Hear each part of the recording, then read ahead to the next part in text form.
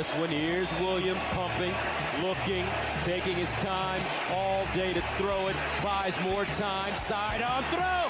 And it's caught. Washington across the field. Hits the sideline. Touchdown, USC. This is 365 Sports, powered by SicEm365.com. Florida drops into a zone. Daniel is trying to run it. Got some space. What a move! Jaden Daniels again! Jaden Daniels, touchdown LSU! 51 yards! With 365 Sports is presented by IdealMRI.com. High-quality MRIs for $497 or less. IdealMRI.com. Your health is important, so is your budget. Snap to May. He's going to take a shot. Walker is his target and makes the catch. 365 Sports is also brought to you by Texas Farm Bureau Insurance, protecting Texans since 1952. J.J. McCarthy looking over the middle. Caught! Touchdown, Wolverines! Roman Wilson. J.J. McCarthy threw that one off his back foot. Have you subscribed to our YouTube channel? Search 365 Sports on YouTube. Brought to you by TFNB, your bank for life. Play action and Bo Nix taking the deep shot for Johnson. How about that?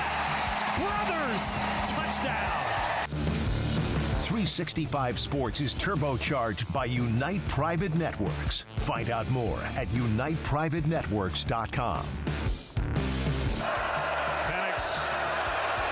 Take a shot down the field, looking for Odunze, and he holds it in. Now here's David Smoak, Paul Catalina, and Craig Smoak. It is the start of the NFL draft just a few hours from now. We'll have a couple of analysts up in Frisco on the Cowboys in the NFL draft and what their expectations are, not just tonight, but also throughout Friday and into the weekend too. A couple of local young men that have a chance to get drafted, including Jared Wiley, the tight end at TCU, who went to Temple High School.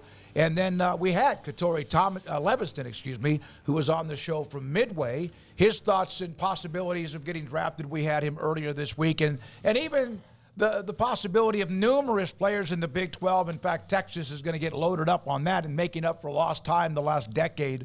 So we have been to the draft before. We've been to various cities. New York City, we were there when RG3 was picked number 2 behind Andrew Luck. We've been in Minnesota. We've been in Chicago, Philadelphia, Nashville. Craig Smoak, you've been able to cover anyone in particular, any moment from covering it that you recall the most? Yeah, no, I don't have one right at the top of my head. There's a few different ones that I guess now I hadn't thought about it. I wasn't expecting you to ask me that. So, digging through the memory banks. I don't know. I still remember Chicago pretty fondly because I'd never been to Chicago before. Just the architecture and seeing some of the stuff there. I don't know. Some of these trips, though, you don't really get to see what you want to see like you're visiting a tour in a city so much. It's more or less you're kind of in a room all day long waiting for the draft. But what we did get to see of Chicago was pretty cool. Had a nice house out there. Nice view on the top of the building that we were staying in. It was pretty cool. So that one, because I think that was the first time I had gone, actually, was because of Corey Coleman and Xavier Howard and Andrew Billings, I believe, were all in that same class. We did the show from a sports bar restaurant that day. So that was a big deal. That was one that stands out. I'd like to go back to Chicago and see a bit more, but what I did get to see was pretty cool. And Philadelphia was cool, too. Stayed in a nice spot there and just got to kind of live in Philly for a couple days and see what that's like. Those are the two that stand out the most, probably. Paul Catalina? Our first one together. New York City? In New York. I mean, it was at Radio City Music Hall. Mm-hmm. So, like where it was forever. Yeah. You walk in, and the thing is that I could have gone to any event at Radio City Music Hall. Honestly, it could have been like an opera where I'd have been like, man, I'm so bored. And if you just get up and walk around Radio City Music Hall, and you're like, oh, look, there's a picture of Louis Armstrong. And look, there's Lenny Bruce, and there's like all these different things. So it was just cool to be in that building. Plus, we sat like next to Artie Lang, which I thought was kind of funny. He was like right there. How would you know? go? Did he still have his nose at that point? He did still have his nose. Like, he talked to him. Like, I went downstairs and he talked to me a couple times, and I was just like, I never get nervous, but I was just like, I can't believe I'm talking to Artie. Yeah. But he and Nick DiPaolo were there, who were comics, and then Jay Glazer sat right next to us, and he sat on the outside. So every time we had to go out to like go to the bathroom, get a drink, or sometimes you had to go out and we had to run down RG3's people to get the thing. Every time you walk past Jay Glazer, he's so focused on his gig, he thinks somebody's coming to dap him up. Yep. So I literally dapped up Jay Glazer 30 times, and most of them were just because I had to pee. But yeah, but yeah, that was a cool one, and I think Chicago is great. I had a blast at the Dallas one. Dallas was interesting. It was a little bit time we've more been antiseptic because it was in such a big inside AT&T Stadium. That's when Baker Mayfield went first. Yeah, Dallas is going there is not a big deal for us. Yeah, we've been you're right. 1,000 times. I mean, it's not anywhere new going to AT&T Stadium or being a part of that in any way. But I do think I enjoyed Chicago and Philadelphia more for the cities. Whereas I agree. Nashville was fine. Nashville is it's just not my scene though. I see I see why it's appealing to people, but it's just not my gig. But it was cool. But Chicago and Philly was more about the cities. I say as far as actual enjoyment, Chicago and probably Arlington, because you actually had a view of the stage. And some of the others, like Philadelphia, you had to kind of walk around to see anything, or you were in this big media tent behind the stage, which I wanted to be a part of it. So in Dallas, you're basically sitting in the stadium and just watching the event. In Chicago, it's even a much more intimate theater, old school theater venue. So yeah, I think Chicago's probably at the top for me. I would have loved to have seen it in New York though, when it was the more traditional setup in Radio City. That would have been pretty cool. Garrett, you weren't in any of those, were you? No. Paul, I tried to get you to go, and Paul said no. But if you could go, what do you think, in your opinion? And we'll kind of get into the NFL draft and a couple of notes in college football here in a second. But what do you think is the best sports city in America? Oh, city? And I think it has to include championships, stadiums, and fan bases. I would say you have to go Boston and Chicago. Just if you're going off of the question, especially with the championships, Boston's got to be up there. I don't think Boston personally would fit me, kind of like Craig, what you were saying with Nashville, and I'm right there with you. Yeah. Chicago, I think, would fit me and would be like an ultimate sports city. I've been there 2 or 3 times, and every time it has been, and I think it's such an historic city. Right. I love the fact that they got this massive skyline, the river right through it, the Chicago. But I love the restaurants and the personality of the people. Just a great place. Here's what I tell you about Chicago. Compared to other, and Boston obviously is a great sports city, and I would say it's Chicago light when it comes to people in the city knowing what's going on sports-wise. The reason I think I love Chicago so much as a sports city is you can go to other, you can go to Dallas, which is it's an okay sports. It's a good sports town. There's no doubt about it, but it's not Chicago in that you could be sitting at a party in Dallas or some kind of gathering and, walk up to somebody hey, did you see that Cowboys game? And you've got a 1 in 5 chance of I don't watch. I'm not really into sports. Right. In Chicago, it's a 1 in 1,000 chance you're going to walk up to somebody and ask them about any of the big time sports that are going on there. And they're going to be I'm not really a sports person. The city of Chicago just knows and appreciates sports and appreciates the community of it so well. And I've told the story there before, but I went to a White Sox game with my dad and my college roommate, Stacy. And the Blackhawks and Red Wings were playing that night. And we walked out into the parking lot at the Cell, and we just stood with a group of people who said, hey, you want to watch the game with us? They didn't know we weren't from Chicago. And I was like, yeah, I'm Bill Walarski. This is my dad, Tom, and our brother, Phil, just because we were trying to fit in. But they were they beat the Blackhawks beat the Red Wings. They were down 3-1. It was this whole big deal. And then we're high-fiving people in the parking lot of a White Sox game. And then I getting in the car, I was like, that was awesome. That was just awesome to be welcomed into that just by people here, have an old style and watch this hockey game with us in the parking lot. No. It was awesome. Yeah, no, there's certain cities. My favorite was the first one because RG3 was number 2, and they brought him to us after they did the Redskins radio network, and then also I think there was also maybe an NFL show that was right behind us, but that was fun. The one in Chicago was bizarre because it wasn't that Laramie Tunsil? Wasn't that the mask? Yeah, it was Laramie Tunsil. And the pot. So today is draft day. Ari Mirov has a story about you never know how the draft tonight or this weekend can affect not only the upcoming season, which most people focus on, you want to get difference makers, but how it can also affect maybe a change that turns your franchise into a dynasty. So he did this story today. Picking number 28, the Chiefs in 2016 had interest in Memphis quarterback Paxton Lynch. A lot of people did. However, the Broncos traded up to 26 and got him. Denver gave up picks 31 and 94 to do the trade. The Chiefs would have had an extra third-round pick to offer in a trade-up for Lynch, but the NFL took it away for tampering with Jeremy Maclin. Lynch's agent confirmed the next day the Chiefs and Cowboys were the other two teams trying to move up. As a result, Kansas City traded out, picked up to 37. They then got Chris Jones, and the next year with that pick, they traded up. They had an extra pick. They got a guy named Patrick Mahomes. Yep. It's wild how you just never know how that can work out. So Paxton Lynch, here's another thing, an offshoot of this to make it Cowboys. The Cowboys didn't get Paxton Lynch, so they just took a flyer on Dak Prescott in the 4th round, and now they've had a legitimate starter, as where Paxton Lynch started off his NFL career by balling in a Wingstop and is now not in the NFL. Now, it's crazy the way it can happen, and so I enjoy watching the back and forth on the weaving of. It's not like the NBA draft, where somebody can be drafted by Philadelphia, go up on the stage with the commissioner, and then have a hat on, and they're already saying that he's going to end up going to like Memphis. And it's kind of very confusing to me.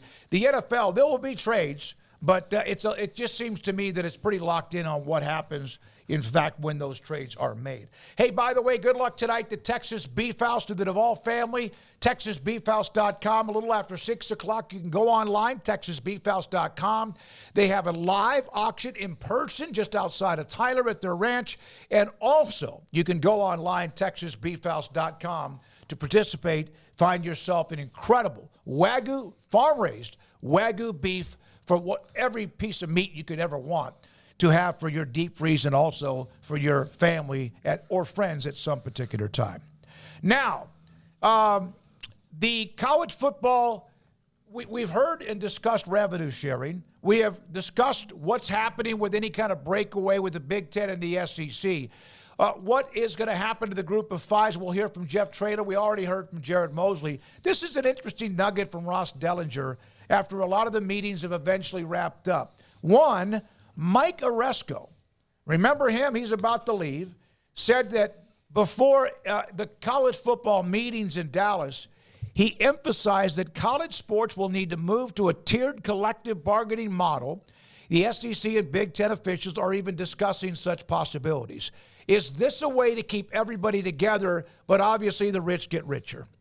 Yeah, I mean, that's the only way they're going to get people to agree to any of this, I guess. I mean, at least Greg Sankey and Tony Petitti and those schools in those two conferences is to do it tiered. But, it is like college football to look at, like, wait till the tragedy happens and then look and go, how did it happen? And then try to prevent it when they could have done along the way. But right now, the best thing they can do, you heard it kind of from Brett Yormark, is, look, we got to take the best deal possible and then fight their way back up.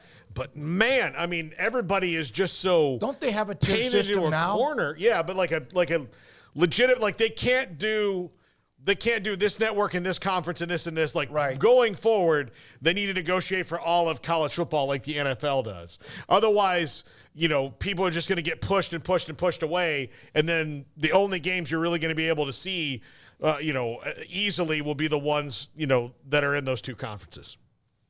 So there's that. Also, Greg Sankey. Craig, what is the name of that conference that you thought would become when the two big boys get together? I don't know. I just called it Super 2. Okay. Yeah. Greg Sankey was asked last night about the Super League. I haven't talked now. You guys tell me if you think he's telling the truth here. I haven't talked about the Super League, and I'm not going to today. The fact people have interest in throwing ideas out, that's up to them. I spend my time on what I have to do.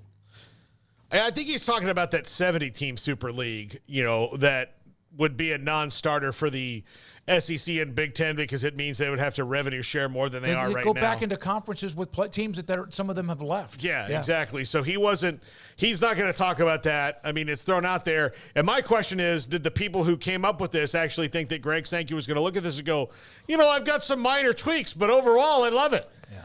Yeah, I think people are just trying to come up with something because nobody else is. And the only other options they have is to let Greg Sankey just decide on it all, along with Petiti, and just let them do what they want, which might inevitably happen, but is not something that you just give them over willy-nilly and without some type of a fight. I don't like listening to Greg Sankey, really. I think he's just very vague on things, even though I know he knows more than what he's saying, and there's probably reasons as to why he has to be vague, but I feel like sometimes he just sort of talks in like puzzles and just doesn't say what he wants to say, but then he gets like kind of cornered on something and then he lashes out. You know what I mean? But it's like just be that way all the time so we can just get through the riddles and just get to the point. I think that's what everybody's frustration is like whatever's coming, okay, we'll all agree to disagree on it or fight over it or whatever, but can we just get an idea of what that is? And this long, drawn-out, like, just uncertainty, I think, is what's driving everybody a bit mad. And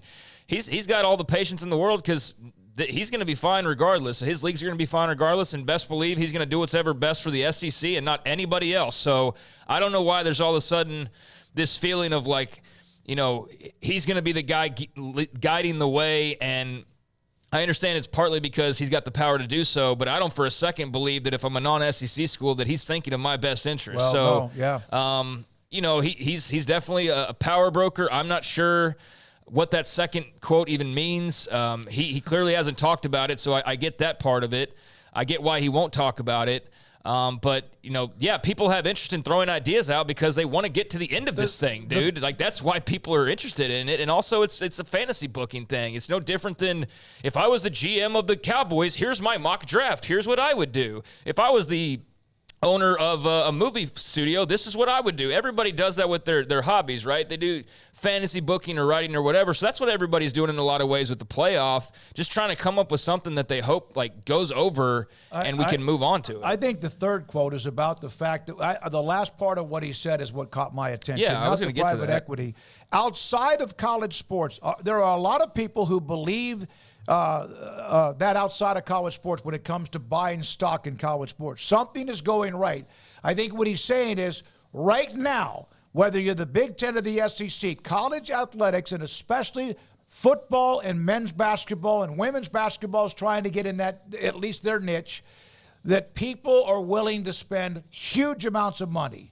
And that right now you need to take advantage of it, whether you're Greg Sankey in the SEC or anybody else, because there are some people who want to get involved to bail out Florida State so they can do what they want to do or to be a part of college football in another way. I don't read it that way exactly. I think he's just saying that for the people who are screaming college football's dying or college sports are dying because there's all this money involved, that they're not right because, for example, his league's making more money than ever and stands to make even more, and probably even more with if there is even less teams and you're kind of the only show in town ultimately. So, yeah, they've already taken a huge part of the market share. The other league they're working alongside is taking another large portion of the market share, leaving very little for everybody else. Hey, that's the way it works. And capitalism and just the markets and all that, like, you can't argue with who's the most popular, who's got the TV ratings. But when I read that, I don't think he's thinking about, the American and the Big 12 and us, and we're all making – I think he's just saying in general there's a lot of money out there to be made in college sports, regardless of how you feel about the overall product. So kind of like with the NFL, I'm not watching anymore, and the ratings are going to fall, and it's going to crater, and it was absolutely just fine. They moved along like it was a bug in the way of a tank, basically. I kind of feel that way with Sankey. And maybe I'm just too paranoid about his whole angle in this, and he's definitely not alone. Like, the Big Ten is right there lock and step and trying to figure out their futures and basically the futures for everybody else in that way. But, yeah, I just think this is all about money.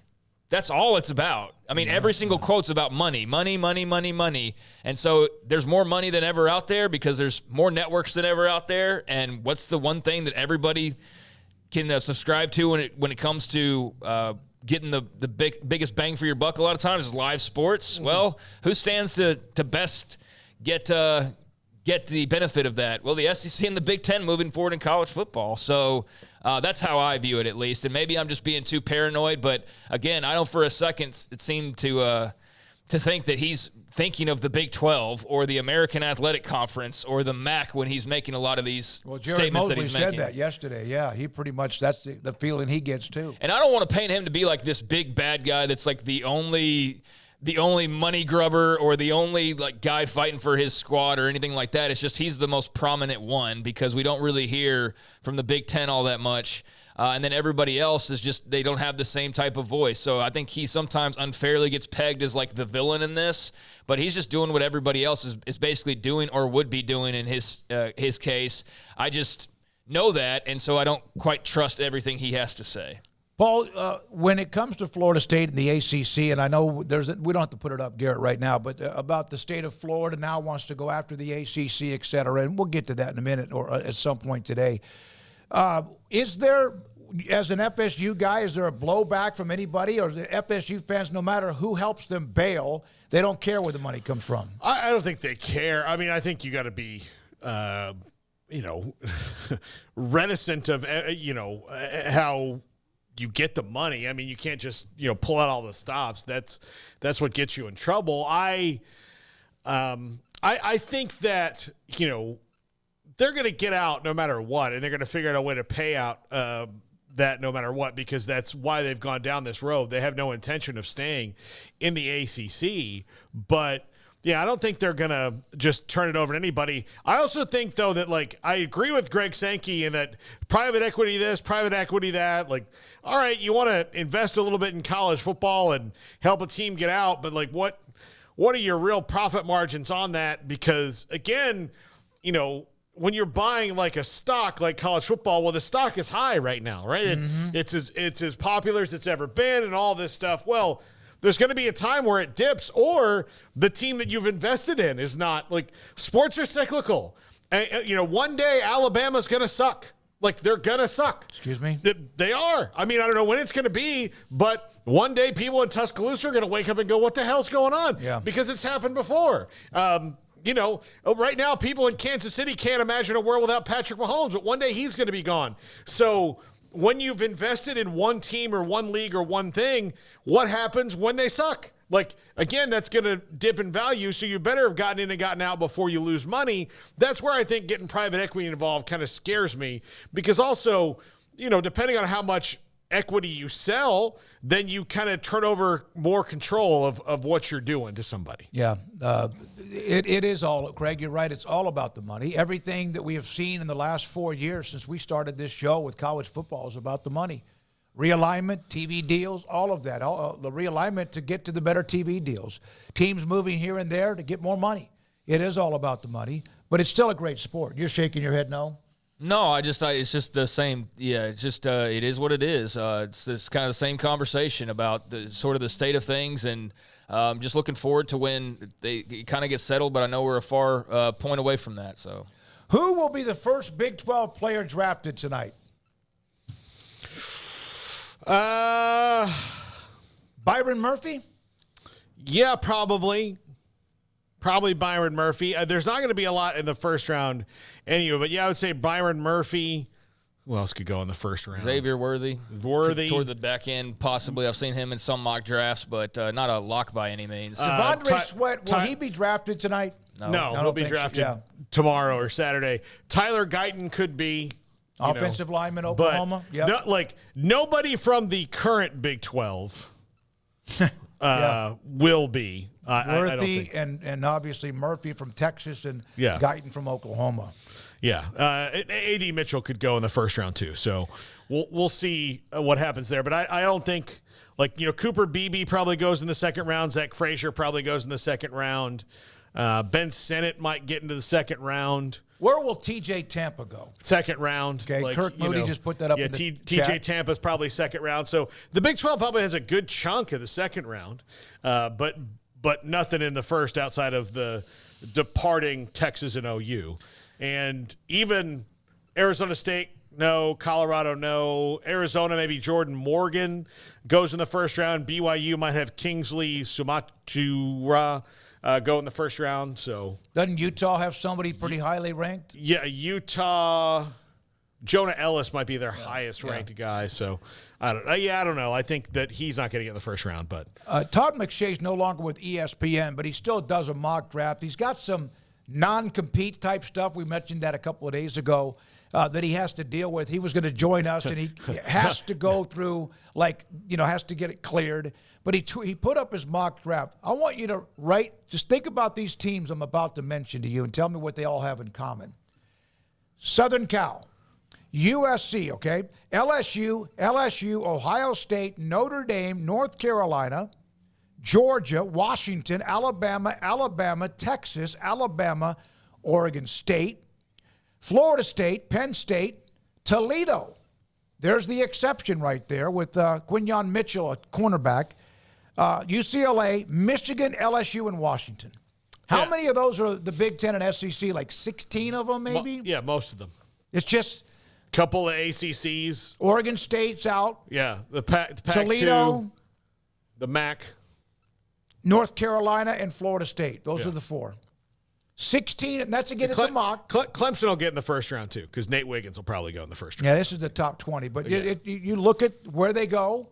They're in the SEC and the Big Ten, and they're also, of course, some of that is you go play there because you also have great facilities, great NIL, and also a great opportunity if you're good to play in the National Football League. Yeah, and you also added several schools. You've added Oregon and Washington and Oklahoma and Texas. So, yeah, you're going to take more of the pie of the NFL draft when you add all of those schools to the overall pool. So it counts. But, yeah, it shouldn't be surprising to anybody when you have basically every single big-name brand under 2 roofs, that those 2 roofs are commanding the majority of, like I said yesterday, name a category. Let's go All-Americans. Guess who's going to be in the bulk of that list? Let's go NFL draft. Let's go Heisman. Let's go revenue. Let's go attendance. Yeah. It's the same schools every time. It's the same schools from the same league. So, yeah, that's just going to be the case with the NFL draft as well, more than ever before, because now you've taken a bunch of those schools that weren't all under those 2 roofs, and now you've added 4 that are all humming along right now or have been recently. Texas is obviously on a high. A few years ago, couldn't even get a single draft pick, and now they're going to have, multiple guys at least who have been mocked at some point or another in the first, but will certainly go on the first couple of days. And you've got Oklahoma, who's always going to have a couple of guys high in the draft. Oregon's on a heater right now. Absolutely. Washington, same thing. So, yeah, they're going to be on the top of the NFL draft. Guess what? We're going to see a record-breaking number of Big Ten or SEC selection graphic, I'm sure, at some point of this is the most in the first 3 rounds since, something like that. Since last year. Yeah, since last year. So, yeah, I mean, not to make light of it, but, yeah, you've got all the best teams. I mean, and in an era where if you started out at Alcorn State, but you have a great year, you end up at Michigan the next season, well, guess what? That just funnels it even further to those same schools again who, guess what, have the most money and the most tradition. And so they get the higher percentage of probably landing the best guys in the port. And it's just a cycle that's been built now that's almost like unbreakable to where that's reality now. It's not even that surprising if 25 of the 32 here in the next few years are from 2 leagues, because you're talking about 30-something teams with NIL in play and $40 million more per year to spend on such things than any other team you're competing against outside of your own 2 leagues. So the system is as lopsided in regards to things like that as it's ever been. And so, yeah, get ready for a lot of talk about just how dominant. We've seen that with the SEC over the last few years of the SEC had 6 of the top 10, and I think we're going to see more of that, but we're going to see it now. You got Oklahoma and Texas added to that. Okay, but should Oklahoma, Texas in the draft tonight or this weekend? No, they don't count. Should go to the Big 12. They don't count. They didn't play in the SEC. They play in the Big 12. Yeah, and including the trip to the semifinals in college. But there will be one that's if it was this league. Yeah, no, I get it. Yeah. I get it. It's fair, yeah. I saw on an infographic the SEC tweeted out when like Dat Wynn went back to A&M, it was like SEC Hall of all-time great Dat Wynn, and I sent it to him, and I was like, "Congratulations about all your things in the SEC." And he goes, "I think we went 1-1 against the SEC in my career." Like those things. I got to tell you, there's not a lot anymore to fight for, but that to me, that chaps my ass. Yeah. That really does. Yeah, Vince weird. Young's not an SEC legend. No. I don't know that he will be honored as such. That's not but, because the Big 12 it has teams that are going to be left out in certain ways. That's not it. I just no. And it's not the all-time SEC football team should include Tim Tebow or whatever. It should not include Vince Young. And again, that might just have been some kid. That was in the social media department going, "Oh, look, cool, Dat Wynn got honored." We get really triggered by like 17-year-olds posting tweets under the guise of like a corporate account and going like, I cannot believe, and it's just somebody who's throwing a firecracker out there to get a reaction. Or they just don't know. They have no idea. And we act like it's freaking, Paul Tagliabue on the other end or something, or I don't know why that name came into mind. I'm thinking some authority figure who knows the NFL history. We act like that's the person on the other end, and in reality, it's just a social media post to get the reaction that you're getting from it. I don't even know how all of that works. I don't know.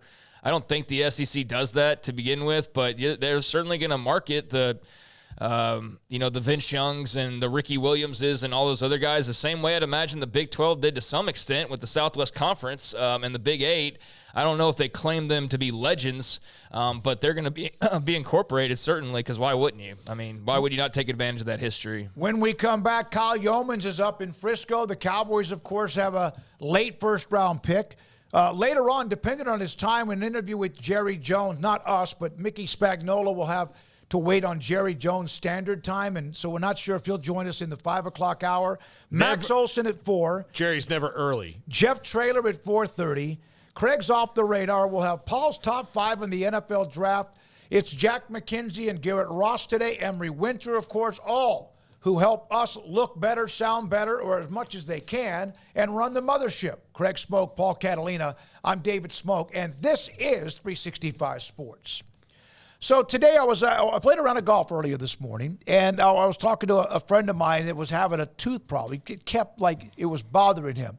I said, man, I can't remember the last time. That doesn't mean it can't sneak up on you where it's been forever since I had any kind of pain. And that, again, doesn't mean that you can't screw something up or just because of Father Time and your dental work. And I used to do that all the time, like this here or this here, whatever. And I said, hey, you need to get that fixed. He's younger than me, about 10 years younger than me. And I said, hey, get it now. Don't wait like I did. And then all of a sudden you've got 2 teeth being pulled, root canals, a bridge, all of that, a retainer to hold the bridge. And we discussed that. And that's what Dr. Steve Childress has done for me at Stonewood Dental, Robinson, Texas. Help me get a game plan after screwing everything up with all of the sugar I used to put in my mouth. And now I feel so much more comfortable. And that was a reminder that made me feel better. If you need a dentist, if you want another dentist, or you haven't been to a dentist, Dr. Steve Childress and other dentists in Stonewood Dental in Robinson, Texas. Cars priced right both day and night. Average your car in Texas. Trucks built for you, red, white, and blue. Average your car in Texas. Cars that zoom with lots of room. Average your car in Texas. Count on us, a dealer to trust. Average your car in Waco, Texas. Let the journey to financial brilliance begin with Genco's limited time offers. Max your earnings with a Kasasa cash account and get paid monthly with a 4.25 APY. That's $425 annually. Then invest in a 13-month share certificate and earn 4.9 APY. That's $529. Earn cash and outshine the rest. At Genco, we offer you the sun and the moon.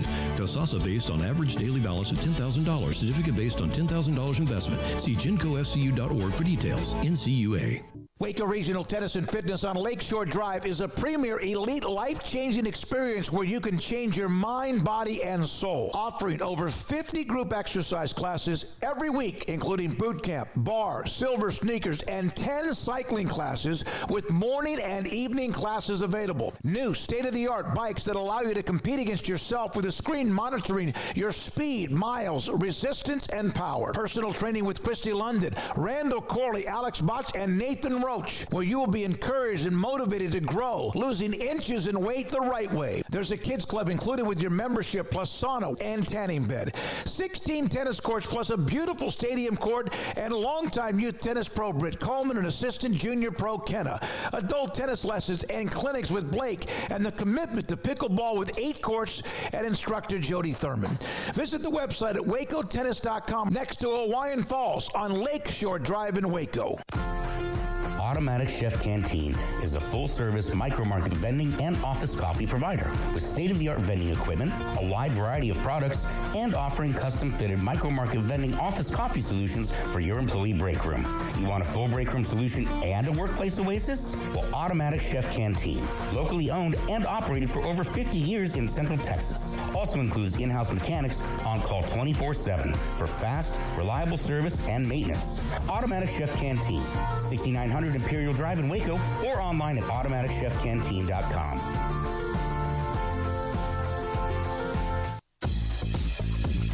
Baylor Scott & White Southwest Sports Medicine and Orthopedics, the team physicians for Baylor Athletics, diagnosing and treating all sports-related injuries, including concussions. These specialists also provide orthopedic services for athletes and non-athletes alike, whether it's knee or shoulder pain, a wrist injury, orthopedic spine care, and even an arthritis and total joint clinic. Trust the doctors Baylor Athletics trust. Baylor Scott & White Southwest Sports Medicine and Orthopedics wants to get you back in the game.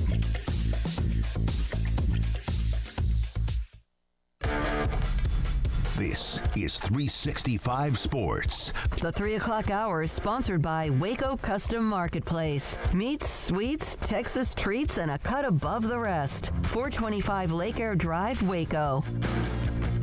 Kyle Yeomans, part of the Dallas Cowboys game day broadcast and more, DallasCowboys.com. We saw him when we were at the Big 12 Pro Day.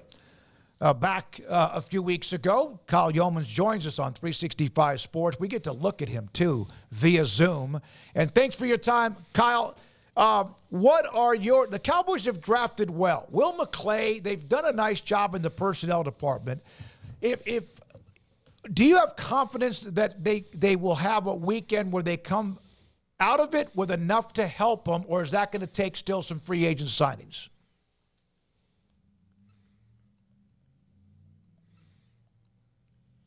Hang on, Kyle. Turn your volume on. Okay. Nope, not there. We see you, we just can't hear you. Oh, we'll check that in just a second. Yeah, Paul, we'll get back to Kyle. Okay. I'll ask you. I think there's a good chance they do get some guys that'll help them. I'm concerned from what I'm hearing from the front office where they're confident in the roster the way that it is right now. I don't like that. I don't like the way that they're approaching. I heard them say that in that hour. Yeah, like it makes me a little like I wouldn't be confident in this roster given all the stuff that's going on here. So I don't know. I may have to call Kyle. Should I just call him? Yeah, let's just do cell phone. Okay, sorry about that. We'll get Kyle Yeomans. Does a lot with the Cowboys, game day operations with them, and also, of course, a part of DallasCowboys.com. So, yeah, I listened to part of Jerry, Steven, and then also Mike McCarthy. They're not going to say they don't like their roster. They're not going to say they don't have a roster that they feel like could be a playoff team. They admitted that they are in a credit card situation where the balance is due or the interest has doubled and tripled because of who they've tried to sign to contracts, some of them that worked out and some that haven't. Yesterday, Garrett, the cost of CD Lamb just went up because Detroit signed one of their best weapons. So the cost of CD Lamb went up, and that was one of the things they asked Jerry, in fact, in the press conference. Well, why don't you sign those guys now? And he's like, well, you want to, like, run in the option. Do you pitch it here? It was weird the way he explained that, honestly. But that's with and now CD Lamb's going to cost more money. All right, Kyle Yeomans, DallasCowboys.com with us. Kyle, thanks for your time. Do you feel like the Cowboys, with who they have to pick, where they're drafting, what they have not yet done in the draft, can they, in free agency, can they get all or most of what they absolutely need this weekend, or is it going to be a process throughout the offseason? Yeah, I think, Smokey, it's still a process. It's a start to that process. And for the most part, this is a team that does draft and develop. We've known that. You guys have known that over covering this team for the last decade and a half, is the fact that they do like building through the draft. And last year didn't work in their favor. And I think that does put more pressure on the 2024 draft class because of the ineffectiveness of the 2023 draft class. So you're going to see them make some picks that address needs. You're going to see the offensive line. You're going to see linebacker. You're going to see running back throughout the draft and maybe even multiple times for those different positions.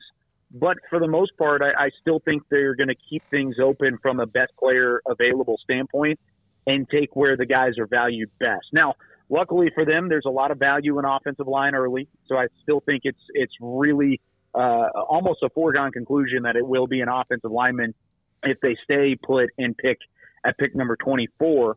But even if they trade out of that spot and they pick up some extra either late day 2, early day 3 picks, I still think offensive line is going to be a heavy piece in the early going. It's just, where does the value lie after that? But even if they do draft well, Smokey, you know how this goes.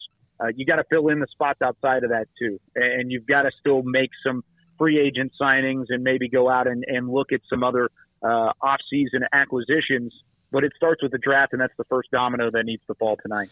Kyle, their salary cap situation has put them in an enviable spot when it comes to the draft, in that they have to, because they need guys to start next year, and particularly on offense. Like defense, you could cobble together 11 guys right now to start, and you've got that. On offense, you don't really have that, because you don't have a center, a left tackle, or a left guard, depending on what they decide on Tyler Smith, or a running back at this time who is necessarily an NFL level every down starter.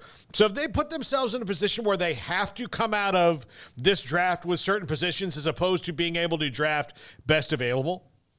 Yeah, I think they have. I think that's just kind of where you're at this day and age with this roster. And it starts at our offensive line, either getting a tackle or an interior offensive lineman helps you out tremendously with the departures of Tyler Biadasz and the departure of Tyron Smith. I think adding an offensive lineman is imperative. From there, then you look at running back. Are you going into the season with your starting running backs as Royce Freeman and Malik Davis? Probably not. That's not the plan here with the Dallas Cowboys. I think there's a way that they can maybe address that in the second round, third round. A couple guys that I know you guys are familiar with, like a Jonathan Brooks out of Texas, could be in that conversation. Trey Benson from Florida State could be in that conversation. But then you've also got linebacker. And I think those are the three musts. If you're coming out of this draft class and you are addressing 3 needs early, it's got to be O-line, running back, and linebacker. You can maybe get away with not addressing defensive tackle again, because you do have Osa Odighizuwa, who's shown that he can play at an exceptionally high level. You have Mozzie Smith, who you spent the first-round pick on last year. Yes, he was disappointing as a rookie, but you can't necessarily give up on him just 1 year into his NFL career. So if you're addressing needs, it's going to start with those 3 positions, and then everything else from that point forward is just a bonus, and you're starting to build your roster around what you have already. But you got to get some offensive line help, some linebacker help, and especially some running back help, because you were thin in those spots. Obviously, it depends on who's available, but the offensive line, do you need the center or the guard? I think they want the tackle. Okay. Is really what I think they're looking at, tackle, because they don't want to move Tyler Smith if they don't have to. Tyler Smith is an all-pro left guard.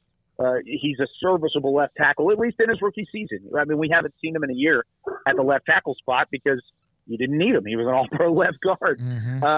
So they don't necessarily want to move him if possible, but they did draft him with the intention of moving him outside and him being the left tackle of the future. So if, like you said, Smokey, if the value is there, and let's say a Graham Barton from Duke is available at pick number 24, I think he's the selection, or maybe a Troy Fontenot from Washington. If he's there, he's a guy who played left tackle but translates better as a guard. I think they would bump out a Tyler Smith if the value is there with guys like Barton and Fontenot, whereas anybody else in this draft class, it may be a question of how far and how much value can you get by trading back into the first round or even out of the first round if things fall the way that they could on draft night. All right, so say they're blocked out of the offensive linemen that they like, at least first-round offensive linemen, and they do trade back. Wide receiver is an interesting position to me because – they've got one great wide receiver in CeeDee Lamb. They've got Brandon Cooks. But after that, it's really unsettled, and they need to give Dak Prescott as many playmakers as they can to open this offense up even more. So if a guy like, say, McConkey or Troy Franklin or Keon Coleman is there, could you see them going that route? And are we talking right at 24? No, after. Like if they were, say, at 28, 29. Okay, yeah, trade out of that. I think that's a possibility. If they trade out of the 24th pick, then I think all bets are off. I really do. I'm sure they can still address offensive line by taking a guy like Tyler Guyton out of Oklahoma or Amarius Mims out of Georgia, Jordan Morgan out of Arizona. Those are the three names that I think are great trade back options for this team. But when you trade back and you pick up some extra selections in a valuable part of the draft, which is early day 3, late day 2, I think it gives you some more freedom to address some of those positions like wide receiver, because then you're talking about a later pick. You're talking about possibly a second-round graded player on your board, and then you take a guy like McConkey out of Georgia. A.D. Mitchell, I think, is an interesting thought process. You lost Michael Gallup. A.D. Mitchell's a deep threat with some burner speed as well. I really do like him a lot. He was my 6th-rated wide receiver after he ran the 4.34 at the combine. I mean, when you're 6'2" and you can run a 4.34, I'm interested. I'm in. If he's there in the early 30s, let's say you trade completely out of the first round. I don't think wide receiver is necessarily off the board, but it goes back to what I said in my previous question, or a previous answer rather. You've got to address those other 3 spots at some point. So you can't necessarily hinder offensive line, running back, linebacker. But you do have to understand that there's a risk in taking a wide receiver that early. Is there anyone with an injury concern that you think the Cowboys would not be in on? Because they're usually pretty liberal with that. Ooh, that's a good question, because there's 2 guys that have been very popular names when it comes to the draft process, especially around the Cowboys. One is that linebacker, and it's Peyton Wilson, NC State. They brought him in as a 30 visit. I think they wanted to check the medicals. He's had double-digit surgeries during his time at NC State. And at the linebacker position, I just think it's a factor of they've been bit there before. I mean, you talk about Sean Lee, Damone Clark, Leighton Vander Esch. I don't think they would take him where his value is. He's got tremendous tape. His tape is as fun as anybody. He looks like Luke Kuechly running around tape-wise. But with a red flag injury-wise, I just don't think they'd take him. And then another one is Jackson Powers Johnson out of Oregon. That's a huge name in the draft process. He was very popular early on. And there's been some question marks around his health and a couple of concussions going back to Oregon that may have hindered his draft process a little bit. I think teams are looking at him in the early parts of the second round. But I think even if he falls to 56, don't expect them to take Jackson Powers Johnson. I think he's more of a third-round prospect on their board, and he would probably look over him entirely and try and address other positions. How much, and does Will McClay get enough credit for what he's been able to do to what seems to be stabilize the personnel department and also come up with some pretty damn good players in the draft? I think he deserves all the credit in the world. I really do. And the NFL draft is such an imperfect, perfect process, if that makes any sense. It's the fact that it's always unpredictable, but it always presents opportunity at the same time. And there are teams that are really bad at drafting, and usually those teams are not winning games. But the way that your team has won 10 or 12 games in 3 straight seasons for the first time since the mid-'90s, I think that shows that you have drafted well. Now, if you had more contribution from last year, I think you're talking about this guy as the best in the game right now. He's still in the upper echelon of drafting personnel individuals, but I don't think he deserves, or I don't think he has earned or heard enough credit for what he's done to build this roster and to put them in the situation that they're in now. And let's talk running backs now. Jonathan Brooks obviously is the number 1 rated running back on most people's boards, but he does have the knee injury. Kyle, you know that I love Trey Benson, which I think would be. I was going to ask if you wanted to talk about him at all. Oh yeah. No, I like, and look, for what he does and what the Cowboys need, I think he's a nice little fit for them. If they do have to draft him. After those two, it gets kind of nebulous. Do you have? I mean, talk about the first two, and then who else do you think that fits what they do as far as what Mike McCarthy likes, what kind of running backs he would bring in? Yeah, I think you're looking at multiple smaller backs is kind of where you're at, because you go out and you get Royce Freeman, and I don't think that deters you from drafting a running back, but it does change the way that you think about adding to this room. You want a dynamic playmaker, and there's only a couple of those guys in the draft. Brooks and Benson are those two guys at the top for me. They both have second-round grades on my board. Even with the injury, I think Jonathan Brooks would be a great pick at 56. If the value is right there. If they go a little bit further down, I'm looking at a guy like Jalen Wright, 5'10", 210 pounds out of Tennessee, ran a 4.38, which was one of the faster 40 times at the combine, and his split was a 1.56, which is pretty good right off the jump. He puts his foot in the ground, and you can see that speed on tape as well. He's a dynamic playmaker, makes men miss, and he's somebody that I think would add an element to this offense that they haven't necessarily had. They thought they could maybe find lightning in a bottle with Deuce Vaughn last year, and I think it's pretty obvious Deuce Vaughn needs a little bit more seasoning. He could still get there.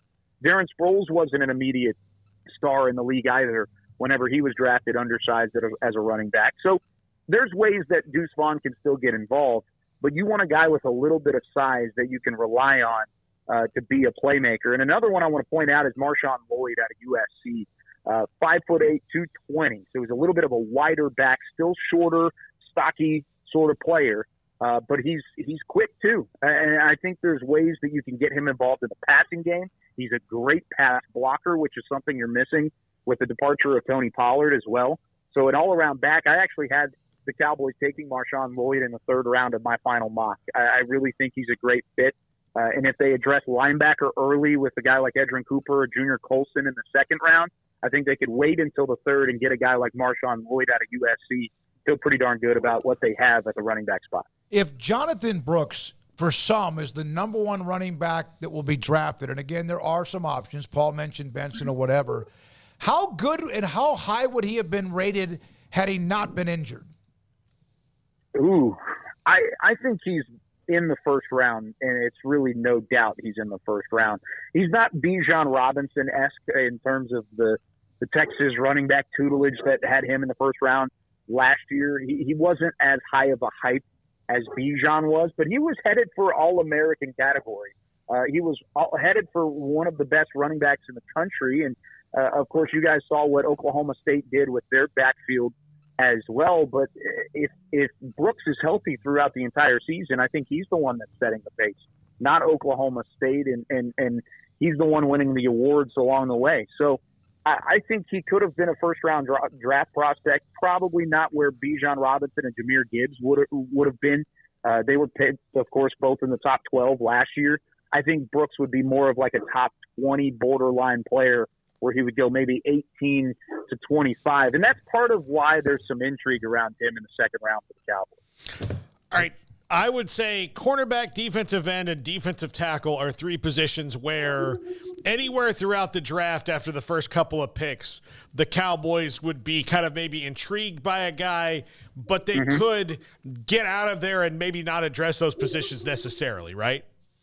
Yeah, no, I think you're spot on. But all of which are sneaky or not even sneaky needs. You could use some cornerback help outside of your starting 3 with Deron Bland, Trayvon Diggs, and Jordan Lewis. What do you have at corner without Stephon Gilmore coming back yet? So there's a way that I think you can address that position, but it's not an upfront need. I think you need to leave with a defensive tackle. I really do. And there's some guys in the middle of the draft. I really like Dwayne Carter out of Duke. I had a 3rd-round grade on him. He's probably going to fit more in the 4th.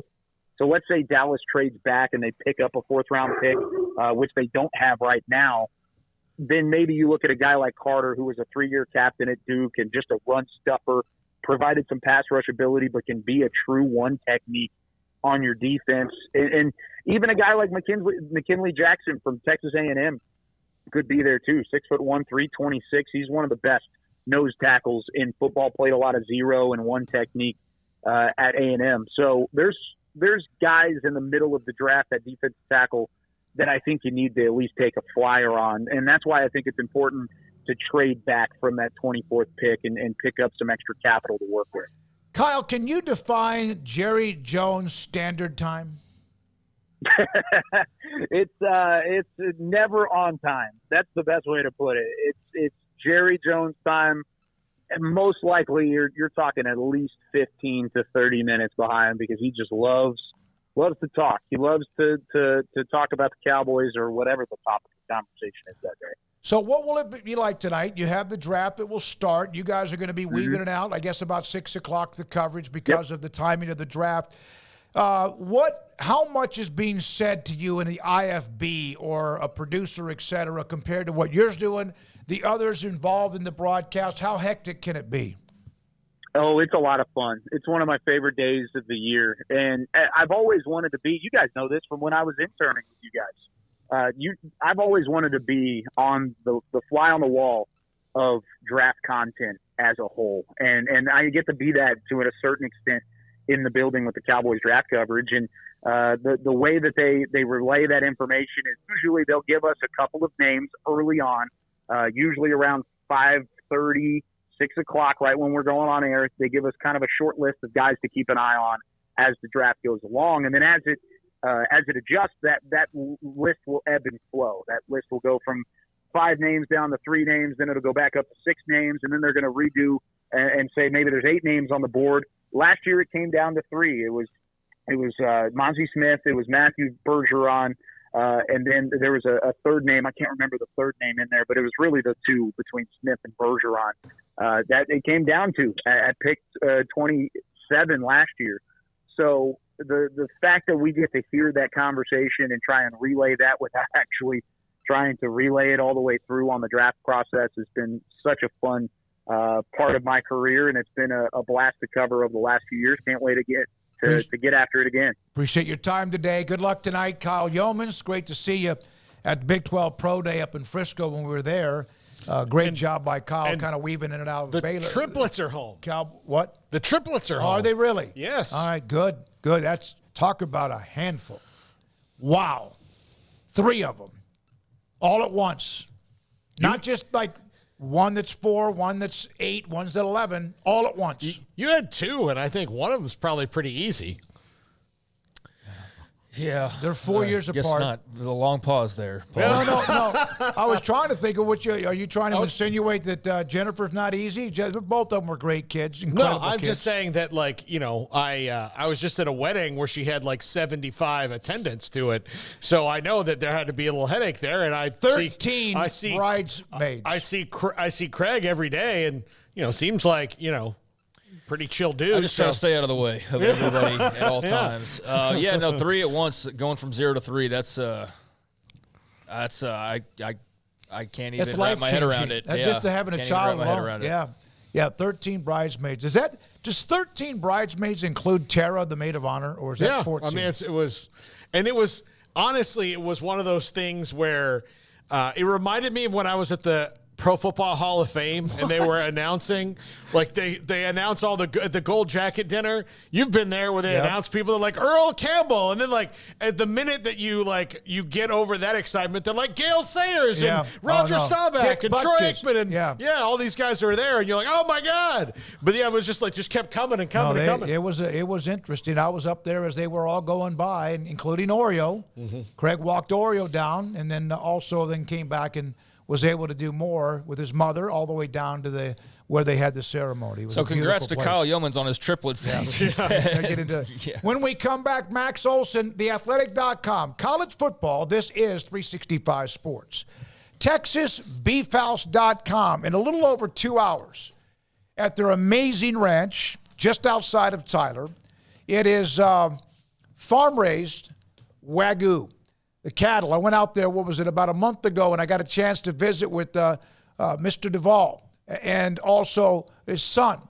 And then I also met Samantha. First time we seen Mr. Duvall. He was here one time in the studio back during football season. Their online, also in-person auction tonight at 6:15. They're also going to have dinner served.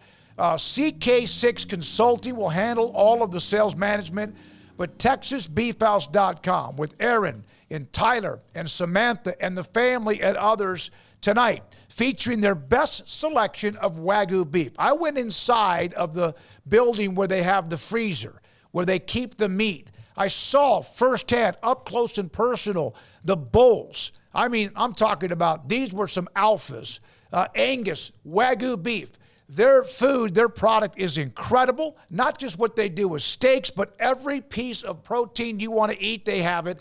From TexasBeefHouse.com, live auction at the ranch. Go more information, including contact information of being online if you don't want to drive there, if you're close to that area even now, is go to TexasBeefHouse.com. Pizza, burgers, and Bears football. There's no place around Waco that serves them all other than Bubba's 33. Come show your green and gold and enjoy some of Waco's best food and beverages while watching your favorite team, the Bears. When real Bears fans get hungry, Bubba's 33 is the #1 spot for ice-cold drinks, hand-stretched, stone-baked pizzas, and bacon-infused burgers. Join us for indoor or patio dining. Bubba's 33, Waco's restaurant and proud supporter of Baylor Bears football. Sick 'em, Bears. Riverbend Liquor and Wine now has 2 locations to serve you. The original on Lakeshore Drive in North 19th Street and the brand new spot in downtown Waco at 600 Franklin Avenue. If you're looking for the best in craft beers or local Texas bourbons, then the original is the place to be. And for the latest trends and online phenomenons, head downtown to the Franklin location. Either way, you're going to get the same great variety, customer service, and speedy experience. Check out both locations on their Facebook and Instagram pages. Riverbend Liquor and Wine, Lakeshore Drive in North 19th Street, and now downtown on Franklin Avenue.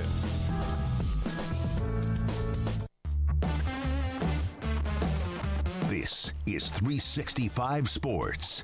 Are you a Sick'em 365 super fan? Then try out our premium subscriptions at Sick'em365.com. Here we go with this 4 o'clock hour. Max Olson, Thursdays, most every Thursdays at 4 o'clock from theathletic.com, college football. Max, I saw a note. 3,500 college football players are in the portal. Is that right? Yeah, that's right. 3,500. That includes walk-ons. That number would include walk-ons. So okay. Yeah, it's a massive number. So, Max, what has been your biggest surprise so far when it comes to the portal, or were there any?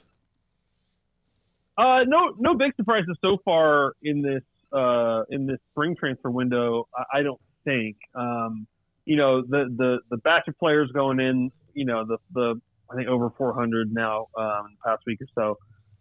It's mostly backups who want to go find somewhere where they can go play. Guys who are probably coming out of spring knowing they're going to lose a position battle. There's a lot of repeat transfers who've gone to multiple schools and just haven't been able to figure it out. But there are a few premium players that go in. I think in this past week, I think the notable thing here, I mean, Jaden Rashada, the quarterback going to Georgia to go compete for the job next year. Obviously, that's pretty interesting given his history with NIL and all that kind of stuff. But I think it's right now there's a big run on defensive linemen, and I think there's a ton of teams looking to get better, especially at defensive tackle. And you're seeing not just Dominic Williams, but two really good ones from Michigan State, Tyler Barron going back in the portal from Louisville.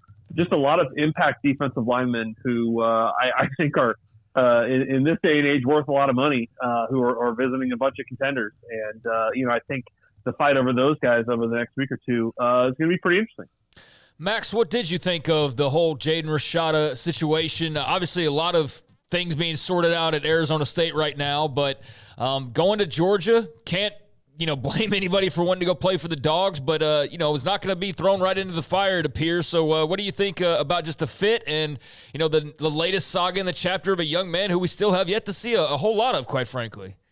Yeah, and 100%. I hope that he is going to a place where he wants to go because, when he was going through the recruiting process and really getting shopped around by an agent, he committed to Miami, he committed to Florida.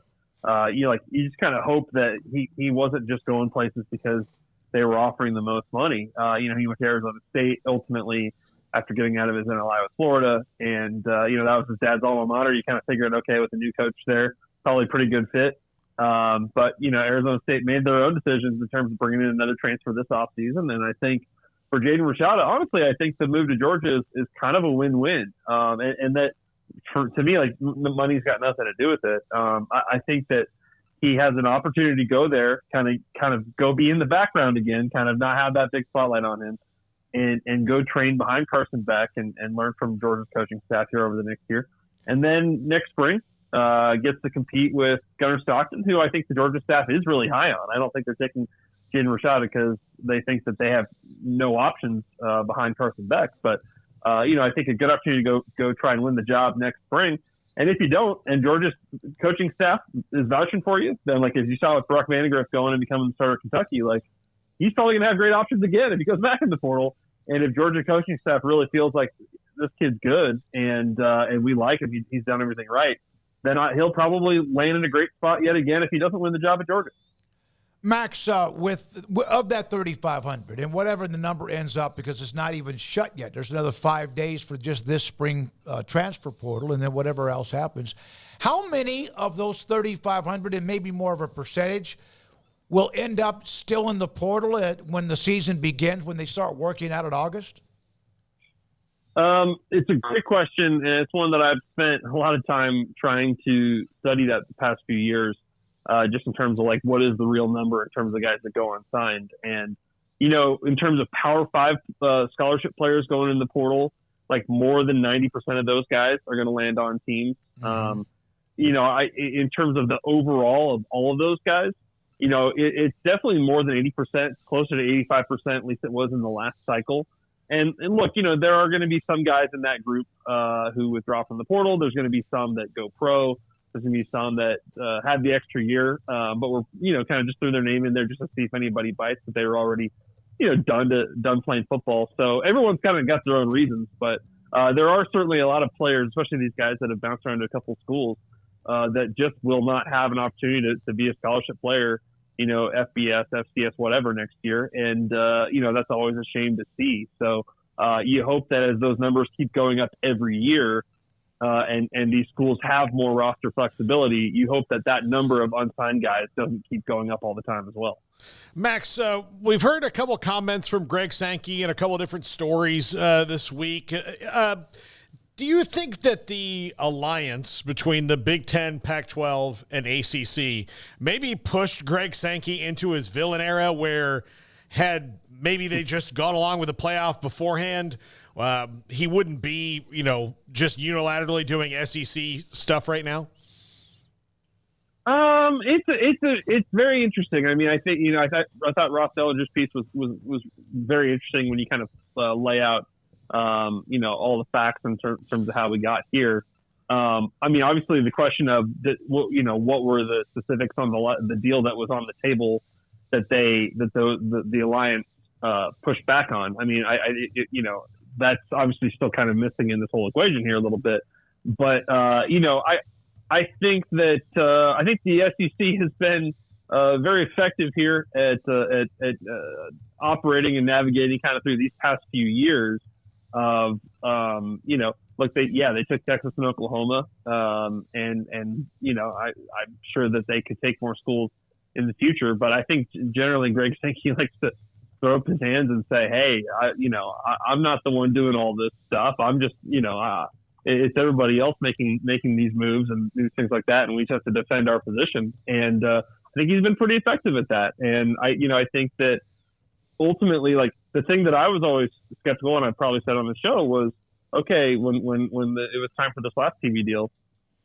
Were the Big Ten and SEC really going to pull out of the playoff and do their own playoff? What did that actually look like? I understand that those guys could say after the fact, yeah, that was definitely an option for us, but I that's the kind of move that I think, you get the villain label for sure if you do something like that. So I think they're kind of trying to walk a fine line here of having all the power and trying to be very influential in all the decisions, but maybe not wanting the blame for some of the consequences too. Speaking of polarizing figures in college sports, you've had to write a lot about Colorado because of all the portal entries. I mean, you have a part-time job just keeping up with Colorado's in and outs on the roster right now. Max, Deion obviously has his fans and he has his haters. Not asking you where you fall in that, but where do you fall in kind of the explanation that's been given and just sort of the feel of what's going on there right now when it comes to all of the fluctuation of that roster and the portal and how it's being used, how they're spinning it, and so forth? Yeah, so we're at 32 scholarship players leaving since the end of the season. Obviously, Dylan Edwards, the talented running back, being the 32nd. I think that, if you understand that the only thing that Deion Sanders and his staff are focused on is being as successful as possible in the 2024 season, when this is, we would assume the last year they have Shedeur Sanders, the last year they have Travis Hunter, guys that they really believe are first-round players. Then I think that, the decision-making in terms of the roster management, I think falls in line with that. I think the actions don't necessarily reflect here's like a 4-year plan we've got going on here. This is about how do we get good as quickly as possible. And so last year you dump all the players you inherited and replace them with transfers because you wanted to get more experience and you thought they were better than guys off a 1-11 team. Now this offseason, those guys you brought in, a lot of them don't want to be backups anymore and they want to move on, or Colorado wasn't exactly what they were looking for. And I think when you lose a guy like Dylan Edwards, that's probably a little bit more surprising. That's one of the few guys that you probably say, wow, they didn't want to lose that guy. But I think for the most part, I think Deion Sanders is pretty comfortable with saying, okay, if you don't want to be here, we can get a similar player in the portal because, I think they have some experience in doing that now. So can they ultimately get a really talented 50-man roster out of their 85 this fall? I think that is how they're approaching this. And, that's going to require money in terms of NIL to win big recruiting battles. It's going to require great evaluation. And, we'll obviously they got better last year, but we'll see if that all adds up to them actually being, pretty consistently competitive in the Big 12. I don't know. Max, and I know you got to go, but with Dylan Edwards, was that expected from your point of view? And then also on top of that, did he leave because Ohio State had a running back transfer in? I don't think Dylan Edwards has come out and said why exactly he's looking to transfer. I think you saw the moves that were going on. I mean, everybody else in their running back room had hit the portal. They lost Anthony Hinkson, Oregon State. They lost Alton McCaskill, who obviously was unhappy that he, didn't have a role in their run game last year. They lost Savion Wilkerson, who's another back for them. Kavazier Smoak went pro. So, Dylan Edwards was really the only guy left there. You can't really say Dylan Edwards wasn't going to get the ball as much as he wanted to if he stayed at Colorado. I think they were pretty intent on building a pretty big offensive package for Dylan Edwards. So, I think that certainly he's going to have great options in the portal, whether it's going to a school like Kansas State where he's got a lot of ties, or it's going to, a real playoff contender. But no, I did not expect Dylan Edwards to go in. I think that's one of the guys that they feel like is, to use Coach Prime's language, I think they feel like he's a dog and one of the few dogs they have. And I don't think they wanted him to go by any. All right, Max, the long national nightmare is over. How do you feel about Reggie Bush getting his Heisman Trophy back? Hey, pretty cool. Yeah, it doesn't bother me. I mean, I think that, he had to wait a long time and put up a long fight for that. But I think it's fair to say the current rules, the current context of where this sport is at makes his thing look different. And, it's fine by me. I think guys like that, should still be able to come to the ceremony and have their trophy. Max, thank you, buddy. As always, we know you're locked in with 3,500 and whatever else it might end up being with 5 days to go. Max Olson, theathletic.com. Think about that. And again, he talks about walk-ons, 3,502 last year, 3,508 this year. There's 5 days to go. There'll be a little bit of a surge, I would think, after this weekend with more spring games. But there we are with the numbers as they trend a little bit higher. And Craig, I know you get to the point where you kind of, I don't know about you, Paul, where you're just kind of like not worn out with it because it's a part of it. You got to embrace it, whatever, if you're a coach, player, media. But it is almost like, oh, so-and-so's in the portal. It's every day, dozens of names every day. I look for the nuggets that make a difference. Sometimes you find one, whatever sport it might be, and sometimes it might be 2 or 3 days and you don't know much about whoever the names are that enter the portal. Craig, I know you're like this. Like, I'll sometimes see a name I recognize, and I'll be like, oh, let me see what he did. Like, that's interesting. Mm-hmm. And then I read his stats, and he had 1 catch in 2 years. I'm like, oh, well, he's just got to find a place where he can actually play. Yeah, I mean, the transfer portal's cool. I think it's a great, shakeup for the sport that's necessary for guys who want to have that freedom of movement. I think that all makes sense. I think the rules are a crock.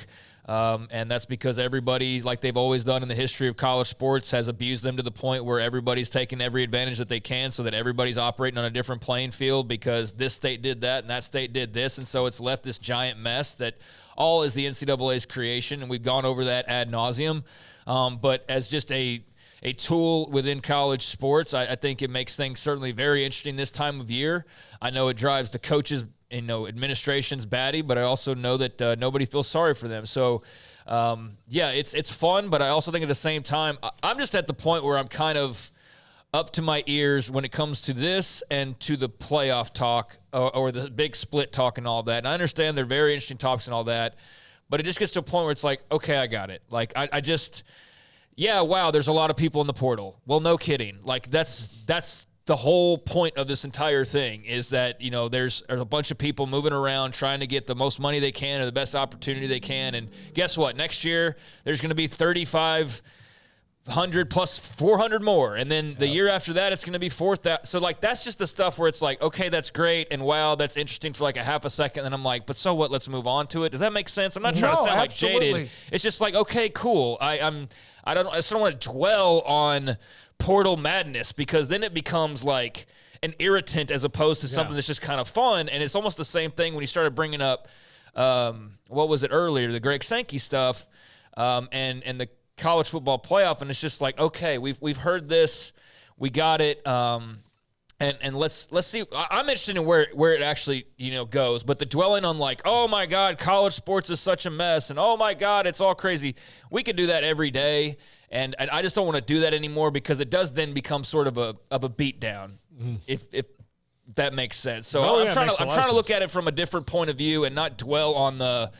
It's too crazy. It's too much. It's too much, and just go. It is what it is. You gotta embrace it. Yeah. It is what it is, and it's going to be this way until maybe forever because there's no sign of anything changing. It's definitely not changing back. We know that much. But what it looks like in 10 years, I don't know. Yeah, the players won't give that. I'm just along for the ride now at this point, and crazy, not crazy, whatever it is, we're just going to deal with it and go along with it and see where it takes us. Yeah, and it's something that if it kind of perks my interest, piques my I like it. And then sometimes I just like, oh my God, there's like how do you keep up? At least Max does it, Chris Hummer does it. But that's not your problem. It's not. Yeah, it's not your worry is how the administrators. Don't worry about it. It's not your problem. Not gonna lose an ounce of sleep or a second of it. I'm just looking at what names I recognize and what kind of an impact I think those people can make, and I know it's definitely a lot to keep up with, but yeah, I think you can get worn down if you're not careful by it all and get overwhelmed by it all. And so thankfully we're not in a position where we have to worry about our running back leaving on a moment's notice at any given time without any repercussions whatsoever. But that is life now in college athletics, and it's a bed they made. So they're having to deal with it, and we're just interested observers, basically, and fans of a sport that we hope can corral some of it, but also realizing it is what it is. I tell you what, today's the draft. Tonight is the draft, the NFL draft. A bunch of college players this weekend will have a dream come true, at least have their name that will be called, and then who knows who might be Brock Purdy. That's the last pick of the draft, or who might be Tony Romo, who might not get drafted and turn out to be a heck of a player. That to me is college football fun today. The Reggie Bush yesterday, and so I do. It's amazing how much is going on constantly churning when it comes to college athletics, and that's why it's also so damn popular. And we have so many more stories to get to as we cover it. One note about Arizona State, our good friend Chris Karpman, SunDevilSource.com. So they were going to come up with a replacement for the AD, which of course was Ray Anderson. Graham Rossini was going to be the one recommended by Crow, the president at Arizona State. Well, we know what's going on there. That's a cluster, you know what. Rossini was not around during the crazy of what Herm Edwards and all that staff went through. He's new. He's inside the athletic department, but because of the backlash to Michael Crow, the president, with all of these things that have happened, giving Herm Edwards $4 million plus, even though he was a part of the major violations, his name now is pretty much going to end up disappearing as a possibility of the AD to replace Ray Anderson because of so much that they're mad about with what Michael Crow, the president at Arizona State, has allowed to happen. I think, or how he handled it, or did not handle it. Yeah, again, I think I'll say it again. Michael Crow is going to get a retirement package from Arizona State. Well, here's the Board of Regents considering bonus structuring that would incentivize greater revenue sports success in Michael Crow's next contract, in fact he's offered. No, yeah, well, I guess they like him a lot, and maybe he's not motivated to do anything with sports. And I don't know if Graham Rossini deserves to be the AD or not. I do think it would be maybe wise to go outside higher on this because the inside decisions at Arizona State have been consistently bad for a while. So even if he's there and he could be better, maybe you do. Maybe this forces you to go outside and get some fresh perspective on it. Rossini was hired in March of 2021. So he has been around for about 3 years, but not a part of a lot of what was going on. But because he's an internal hire or would be a promotion, that's probably going to end up going to dust. Yeah, I think this is pretty simple. Why is the guy who's going to be forced out here pretty soon or deserves to be fired getting to decide who the next athletic director is? That's a great point. I mean, that's the guy who was clearly behind recent NCAA sanctions, the whole Herm Edwards disaster, the entire staff disaster on the football side of things, a guy who people are about fed up with at this point, and all of that comes with the handling of the realignment. I mean, just anything you want to point to. That guy is, after all that, going to be the one that decides who's going to lead athletics now for the next several years. That's who we're going to allow to do this. So that's where the university stuff gets kind of really weird sometimes, is that it's like the government where, people who make a lot of mistakes don't necessarily get penalized for it and then still have the power to then go and make big decisions.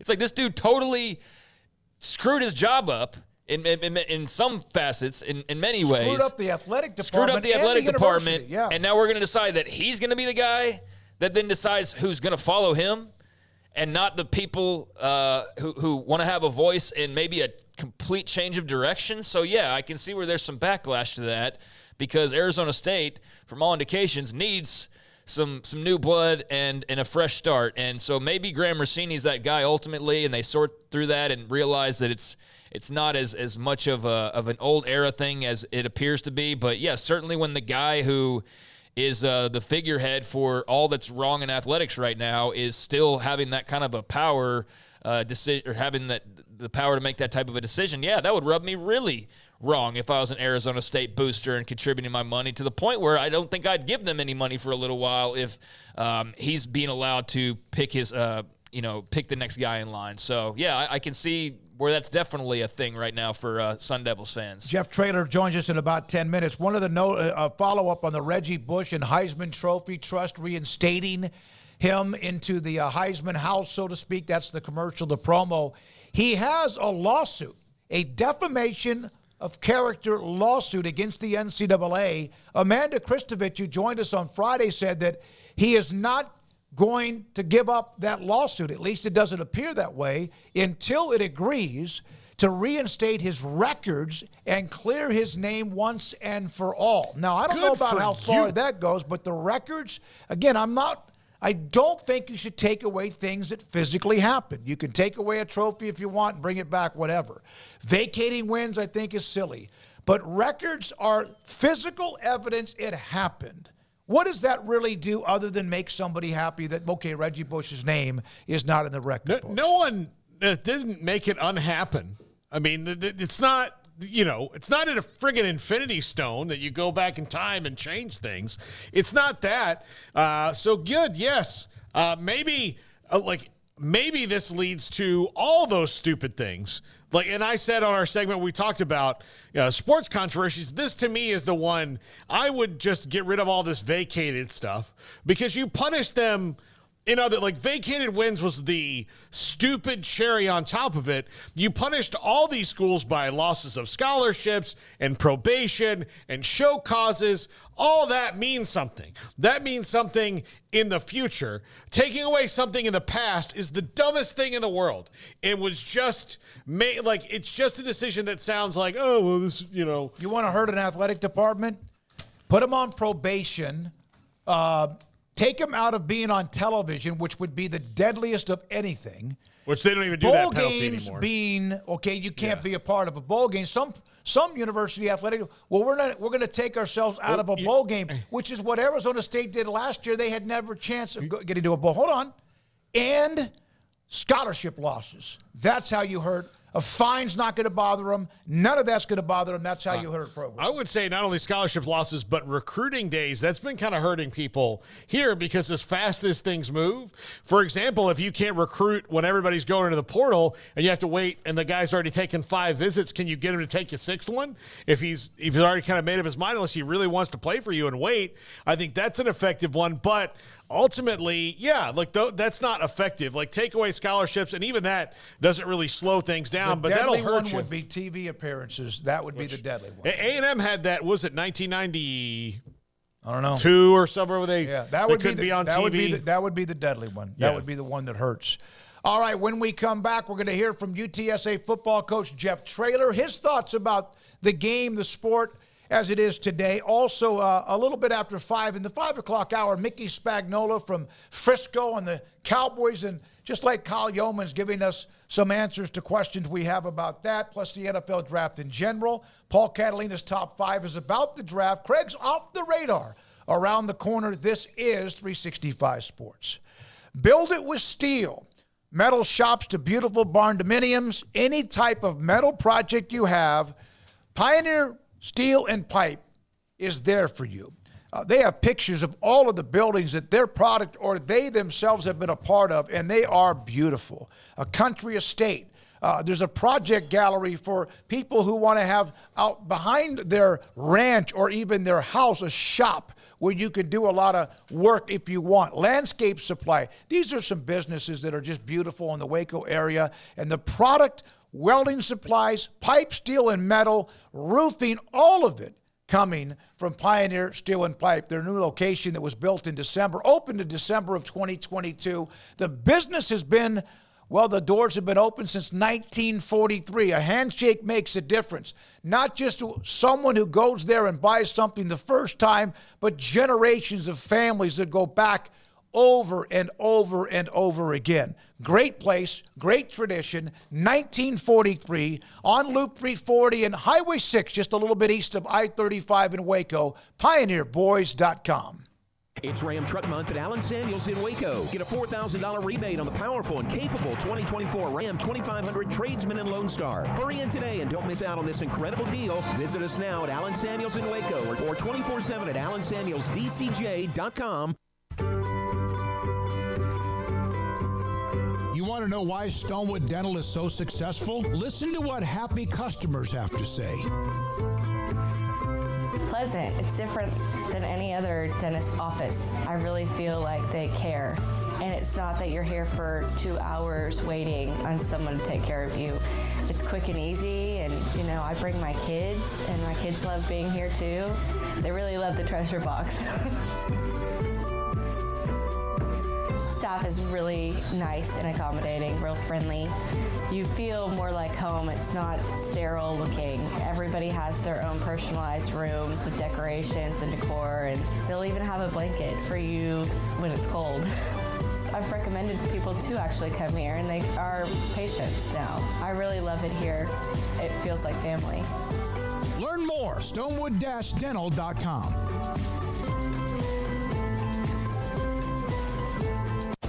And Ideal MRI, we feel blessed to be part of the Waco community. We're a small family business here in Central Texas. At times like this, the cost of healthcare has never been more important. And unfortunately, significant illnesses and injuries still occur. And that's why Ideal MRI is open and here to serve you through this difficult time. So if you need an MRI, ask your doctor about Ideal MRI. You can schedule online in minutes at idealmri.com or call 833-IDEAL-MRI.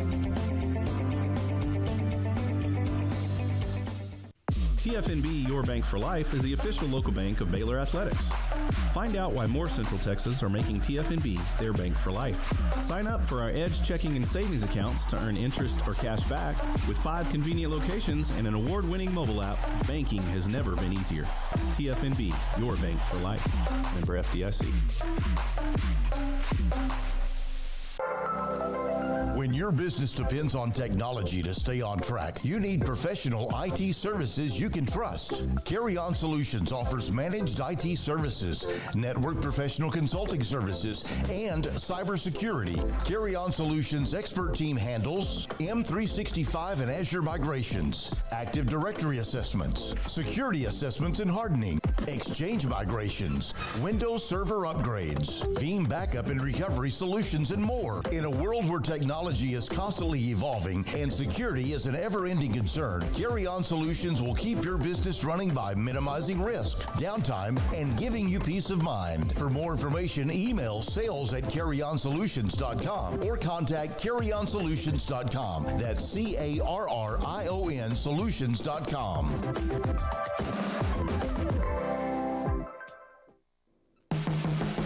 This is 365 Sports, powered by SicEm365.com.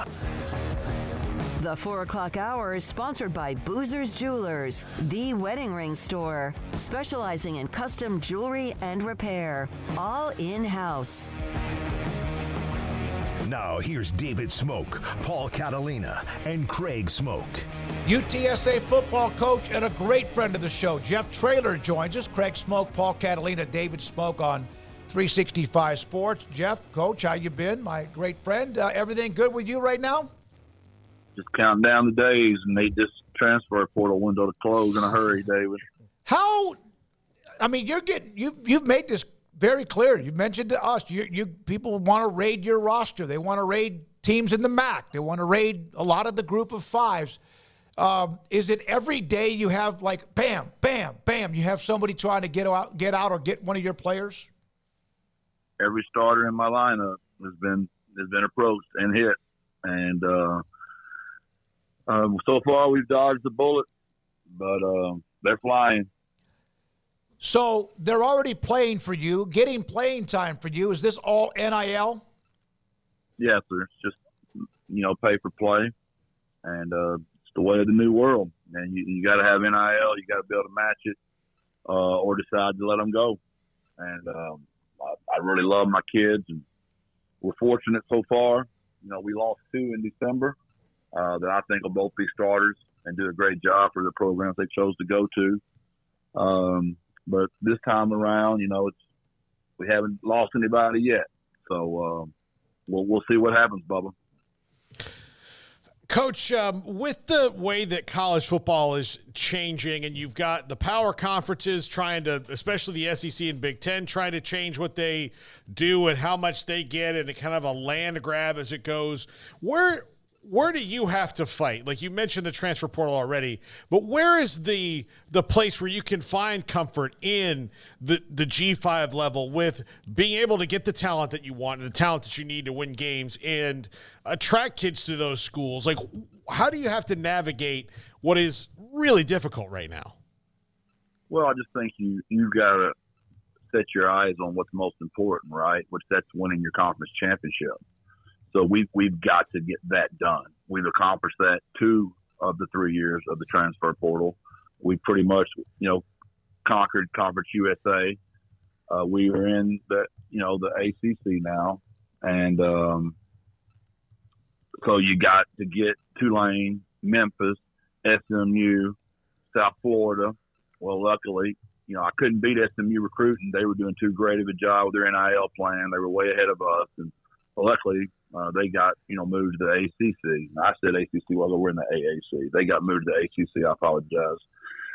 Then you look at what happened with Memphis here recently with FedEx, $25 million over the next 5 years. I'm like, good Lord, I'm not going to beat those guys. And then obviously the history Tulane has. South Florida is really up their NIL game. We just got to target those schools. And obviously we went 7-1 last year, but we didn't get Tulane on the road. That's just my common sense speaking. Obviously I can't shoot for Big 12 and ACC, SEC, Big 10. We don't have that kind of budget. But I've got to make sure we are very competitive in our own league. As you know, there's ideas flying left and right nowadays about what to do in the future with any variety, any number of things. There was the story from a couple of days ago about, a G5 playoff. And an opportunity for G5 schools to, play for a different style of championship. I'm not sure if you got to see that or not or caught wind of that, but what are your thoughts on the G5 trying to at least prepare itself for a pivot if necessary, or trying to focus on drumming up something that creates extra interest and something for G5 teams to shoot for outside of the basic national championship? I haven't given it much thought. I'm just not much into conjecture and speculation. I told y'all a million times. That's what's so wonderful about you guys. I love y'all for it. Y'all are great at it. Y'all keep it going, and that's why we got y'all. It's why it makes sports so wonderful. But it's just for a coach to dive off into that world. Hell, I don't know how anybody had the time to look up. To think about all that nonsense. I just got to try to win my games I got right now. I'm not trying to duck your question. No, I got you. I have not given it a moment's thought. Well, let me ask you this. With what UTSA has committed since you arrived and then had the success, committed to trying to bolster the facilities, perhaps bolster NIL, and other schools in the group of five who are trying to build bigger, better, faster places. Do you do that if you're not going to compete for the big boy title? Is that going to then cease to exist? It's a great question, David. Luckily, we've really gone fast. We've only been playing football for 13 seasons, competitively. We've got our facilities up to par now. We've got our operations budget at least competitive, recruiting budget competitive, nutrition, strength staff getting more competitive by the day. We've had some real boosters step up. Some large donations here in the last couple of years. Very grateful for Harvey Najim, Bill Greasy family, and many, many more. I started naming the list. Well, now, so here I am. I developed all those relationships, and these guys have helped me tremendously. And now I'm going back to them. I also need your NIL money as well. And it's just tough on me in a new program. I hate that for my boosters. And they're having to carry a heavy burden right now. And we've got to figure out a way to get it licked. And I spend as much time fundraising as I do recruiting. And just because I got to get more people on board to help my kids. And once you get to know our kids, it's impossible not to love them. And you want to help them more. And we have increased ours. We're getting more competitive in the NIL frame. But we're just not to what FedEx did to us in Memphis in $25 million in 5 years. Mm-hmm. We're going to need a miracle from somebody, to step up and help us like that to stay competitive. When you mention recruiting budget, does that include the travel of your coaches, visits from incoming potential recruits, and does that now include NIL, or is that a separate budget? No, it's a separate budget. NIL is still separate. From the universities, we can facilitate, but we can't pay directly. So, when you talk about recruiting, we can bring in 70 official visits. Well, then you've got to have the money for 70 families to come in for, 2 or 3 days. Hotels, meals, you got to get all that budgeted for. You got to have money budgeted for all your coaches to go on the road recruiting. Well, when we got here, we were at the top of Conference USA in some of those categories after some, hustling on some gifts. And now that we're in the AAC, we've got to get up to the top of that league.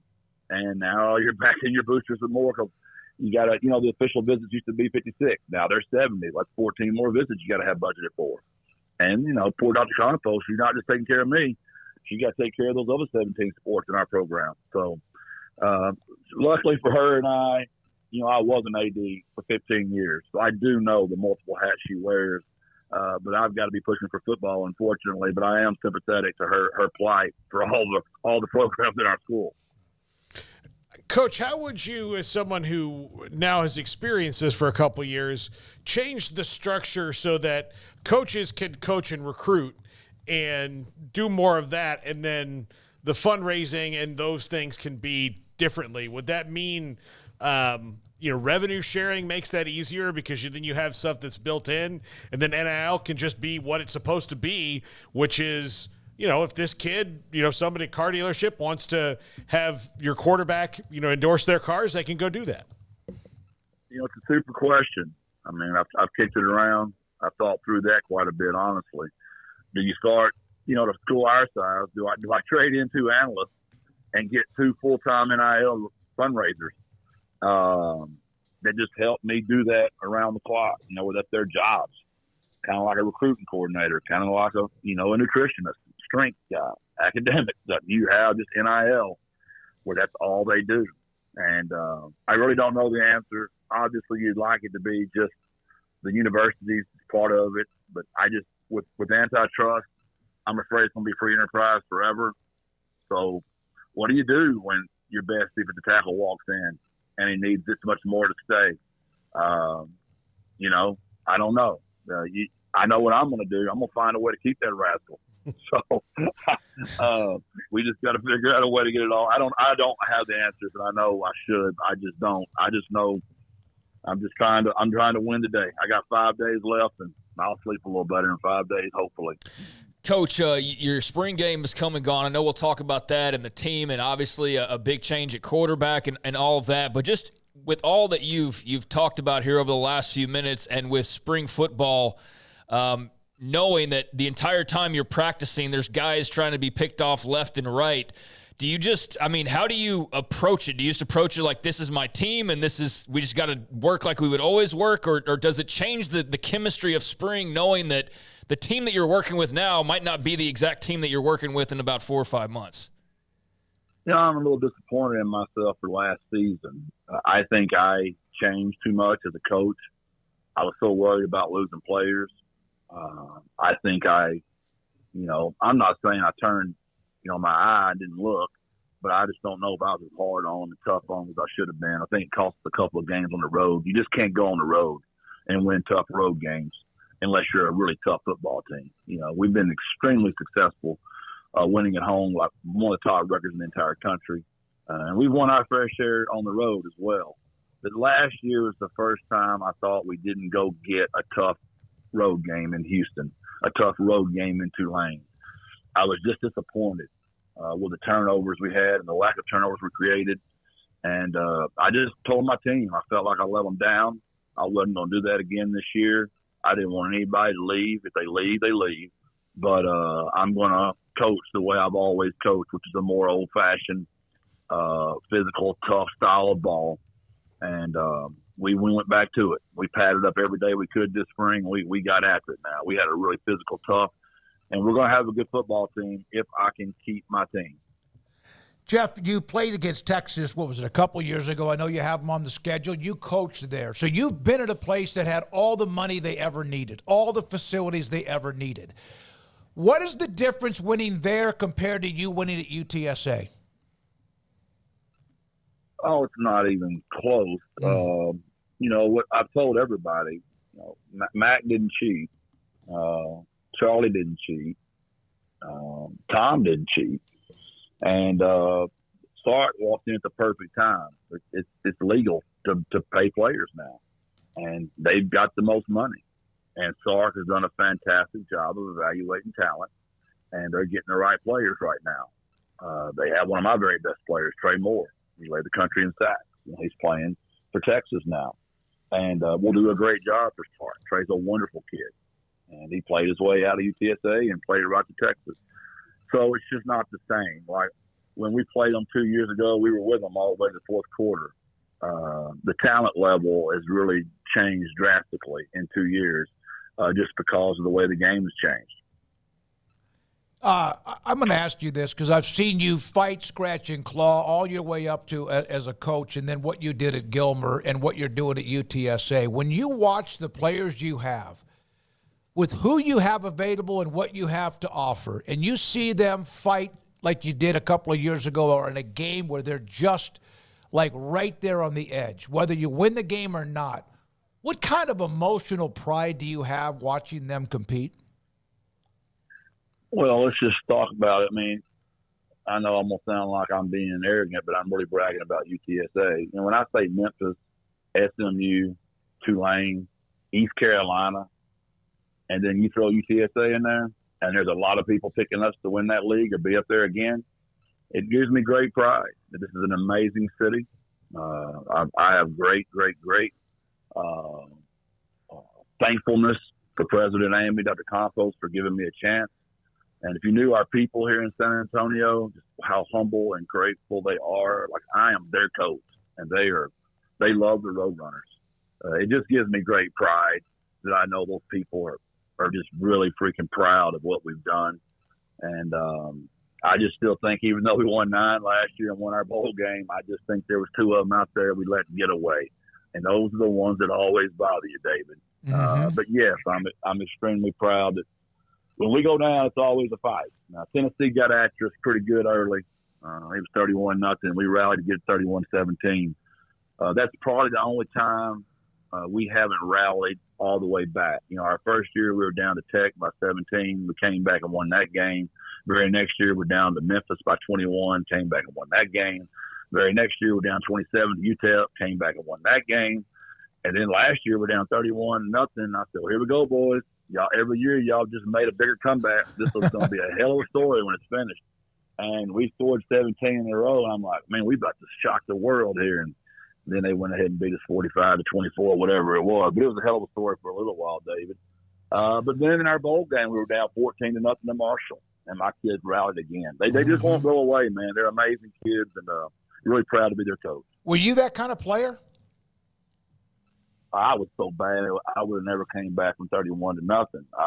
But I played that hard, and I thought I was really good until I got to Stephen F. Austin State University. You know, I was that old big fish in that little bitty pond. When you're in Gilmer, there's not a lot of people there, David. And when you go to Stephen F. Austin, you know, there's people in Houston and Dallas. I'm like, woo, Jiminy Cricket. These guys are a lot better than me. I got a question for you, and I know Paul and Craig have a couple more. We do appreciate it, man, every time you're on, Jeff. But the national championship format, I don't think there's any doubt in my mind that you will put UTSA in that format one day, whether it's this year or whenever it is. The group of 5 representative will be the Roadrunners, Jeff Traylor, the head coach. So that's great, and that would be an amazing feat. But what about having to win not just one game, but multiple games along the way? Can you try to explain that attrition for a school your size, or at least a roster and program like that? Yeah, well, it'd be fun to give it a heck of a try. Yeah. There's no doubt about it. But, you know, you got to go on the road. Whoever makes it, whether that's Tulane, South Florida, Memphis, whoever that team is they decide to take, you got to go on the road. Your very first playoff game. And I believe you're playing the highest seed that's available to play that weekend. So the tournament's built to knock you out quickly. But that football's a crazy thing, brother. And you probably have to overcome a few penalties that aren't going to go your way, a home crowd. But it's happened before. Those are the memories we always talk about to this day. We can start rattling off a lot of those teams. App State, A&M, we can start rattling, right? And it happens. And you just love to be in one of those movies one day, whether it's Hoosiers or the Roadrunners in the Big 12, the Final 12, whatever you want to call that playoffs format. I'm all for a good movie script. Okay, then that leads me to a question I wasn't going to ask you until you said it. What is your go-to sports movie that like just gets you next level fired up? Well, my go-to movie is Lonesome Dove. I mean, there you go. I used to watch it because of just the shooting them up and all that stuff. But I've gotten so old now. The friendship of Woodrow and Augustus is what I like to watch now. But as far as a Cinderella Man, probably the boxing movie moves me every single time.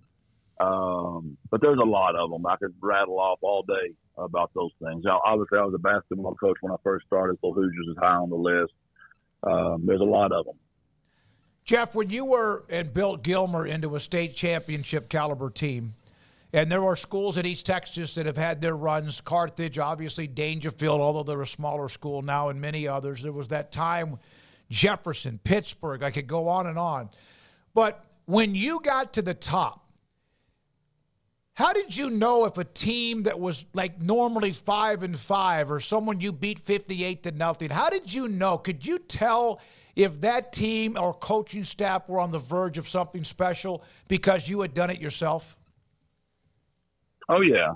I knew Josh Gibson at Pleasant Grove. My last year there, I was ahead of Josh 49-0 at halftime in the playoff game. And I told Josh, like, they're going to do it. They're going to do it. I could just tell the way the kid was wired, the kind of job it was. I'll never forget helping Scott Thrack at that job at Carthage. I'll never forget talking to that superintendent. And I said, I'm literally handing you someone that's going to do a better job at Carthage than I did at Gilmer just because the job is better. And Scott's a super, super coach. But I knew when I helped Scott, like I was handing over somebody that's fixing to make that a dynasty there. Not every job can be that. But there are certain jobs that can be. So that's just two examples. I knew when Josh got to Pleasant Grove and I knew when Scott got to Carthage, the times were fixing to be way different. Gilmer got him. How about that with Coach Metzel in that playoff game and went on, of course, it had a great run, a fantastic run for Gilmer, and you set the table. What's cool? For that. What? You know what's cool about that, David? Like, this is the first year we were allowed to be those state championship games. And I had a booster. Rad Weaver was kind enough to fly all my coaches in. And so all of us were on the sideline for that Gilmer game. That's the first time we had all been back together. My staff, those are all my former coaches, all my former players. Those former players are all coaching for me now. A lot of those guys, Owen Johnson, my very first quarterback at Gilmer, coaches the wide receivers. Daniel Dye won me a state championship at linebacker in 04. He coaches the linebackers. Well, that's the first time we'd all been back together on that sideline since our last state championship in 2014. And you talk about one of those moments where, you know, I'll tear up thinking about it. You got to remember I'm an alumni. And that's where I lived and graduated from, and we weren't any good when I went back. And that thing's been rolling now, David, for going on 25 years. Absolutely. When you talk about somebody, it makes me proud. That get old man crying now. You gave me goosebumps, man. Appreciate it, Jeff. Good luck with all everything that seems going on in college athletics. Love you. We appreciate your time, and good luck with holding on. I know you will fight, scratch, and claw like your players do to make sure that you get to keep as many of them, if not all of them, and I hope you do. Thanks for your time. I'm going to tell you, like I've always told you, David, we get paid to coach football. That's a hell of a lot better than me pulling lumber at Dean Lumber Company back in 1983, so we're doing all right. Y'all have a great day. Thank y'all. God bless. Birds up. There's a guy with all sorts of angles on where we are with college athletics, and you know, I when he mentioned that he's born and raised there, played there, then came back to coach there, and then to go back and get a chance to watch them and beat the 800-pound gorilla in Carthage, and I just love the way Jeff can reminisce, but also talk about right now. But by the way, he is one of the most Texan-y Texans I've ever met in my life anyway. But he confirmed that by his favorite movie, Lonesome Dove.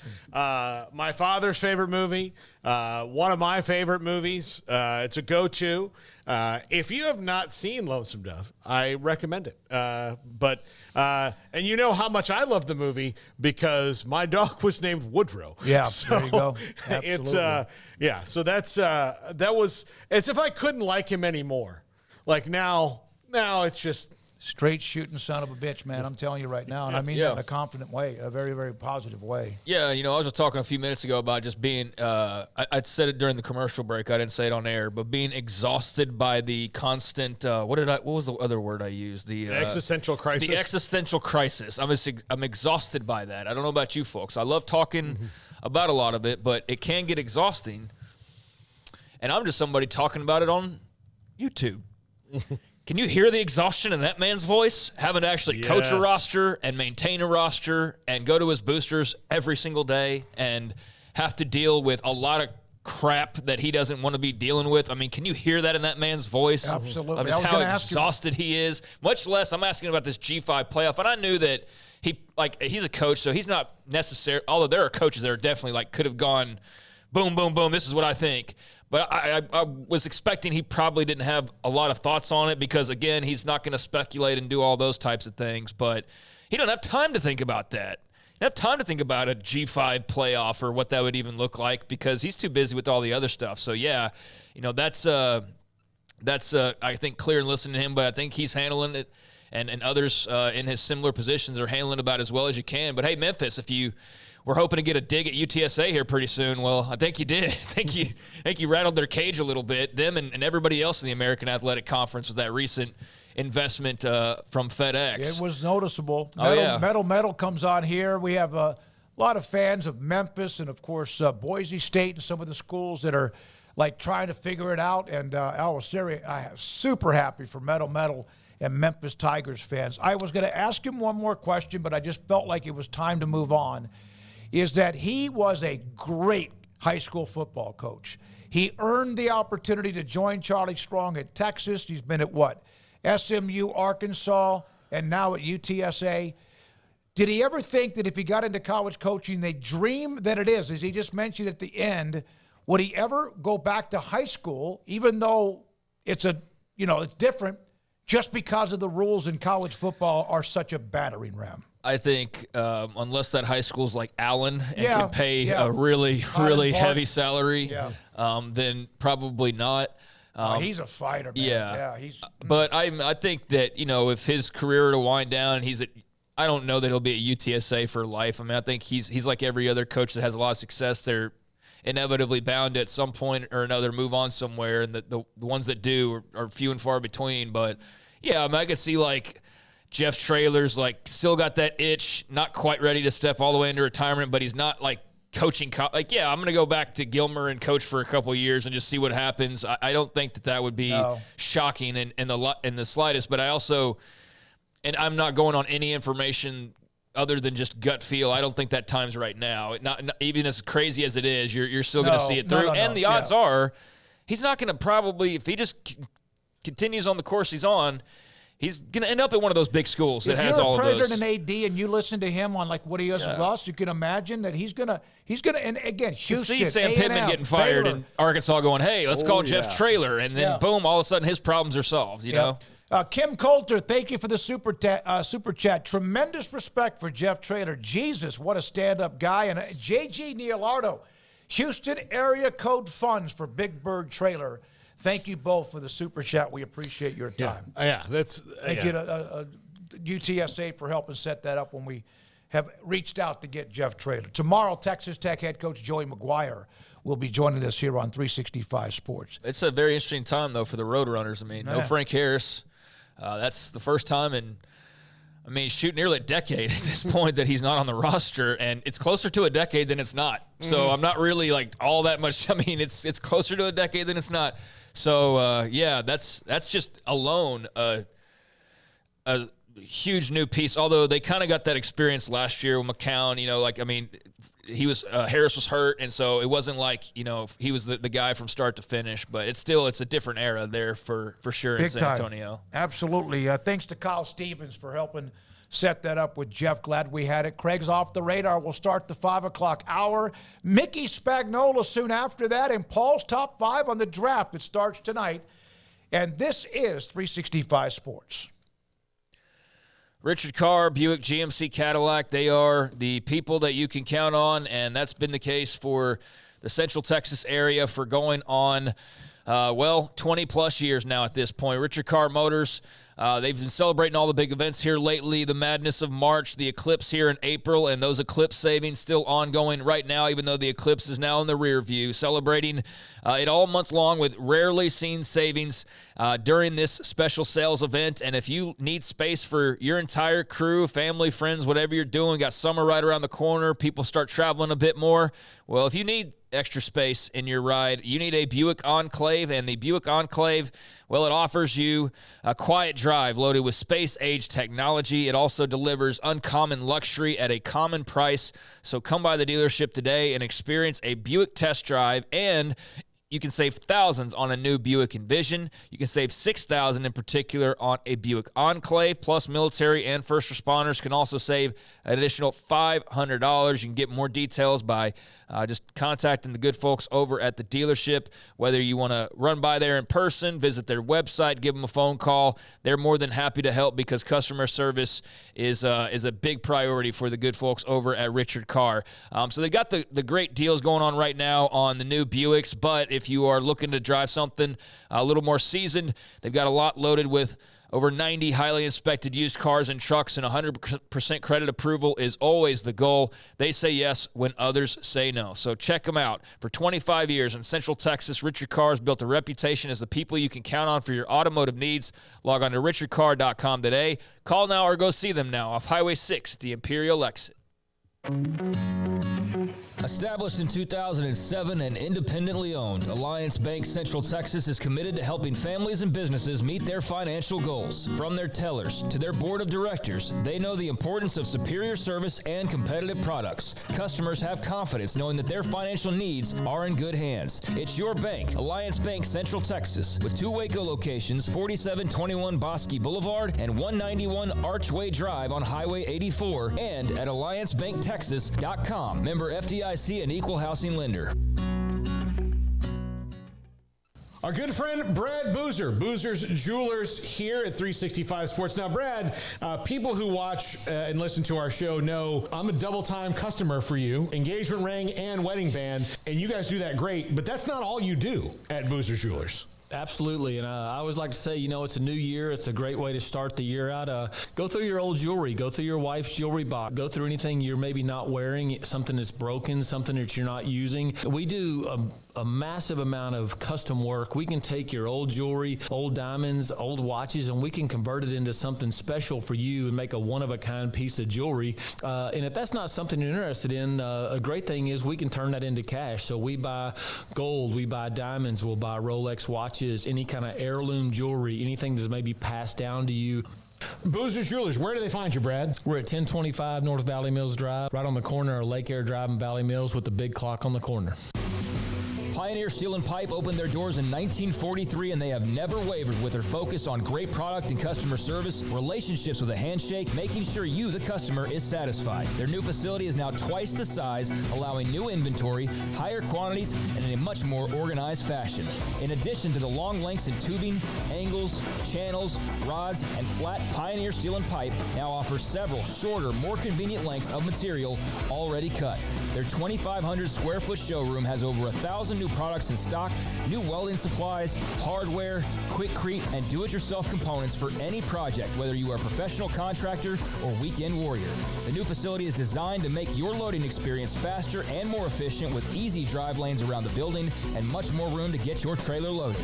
Our location may have changed, but our values haven't, and our relationship with customers goes much farther than just business. Pioneer Steel and Pipe on Loop 340 and Highway 6 and just east of I-35 in Waco.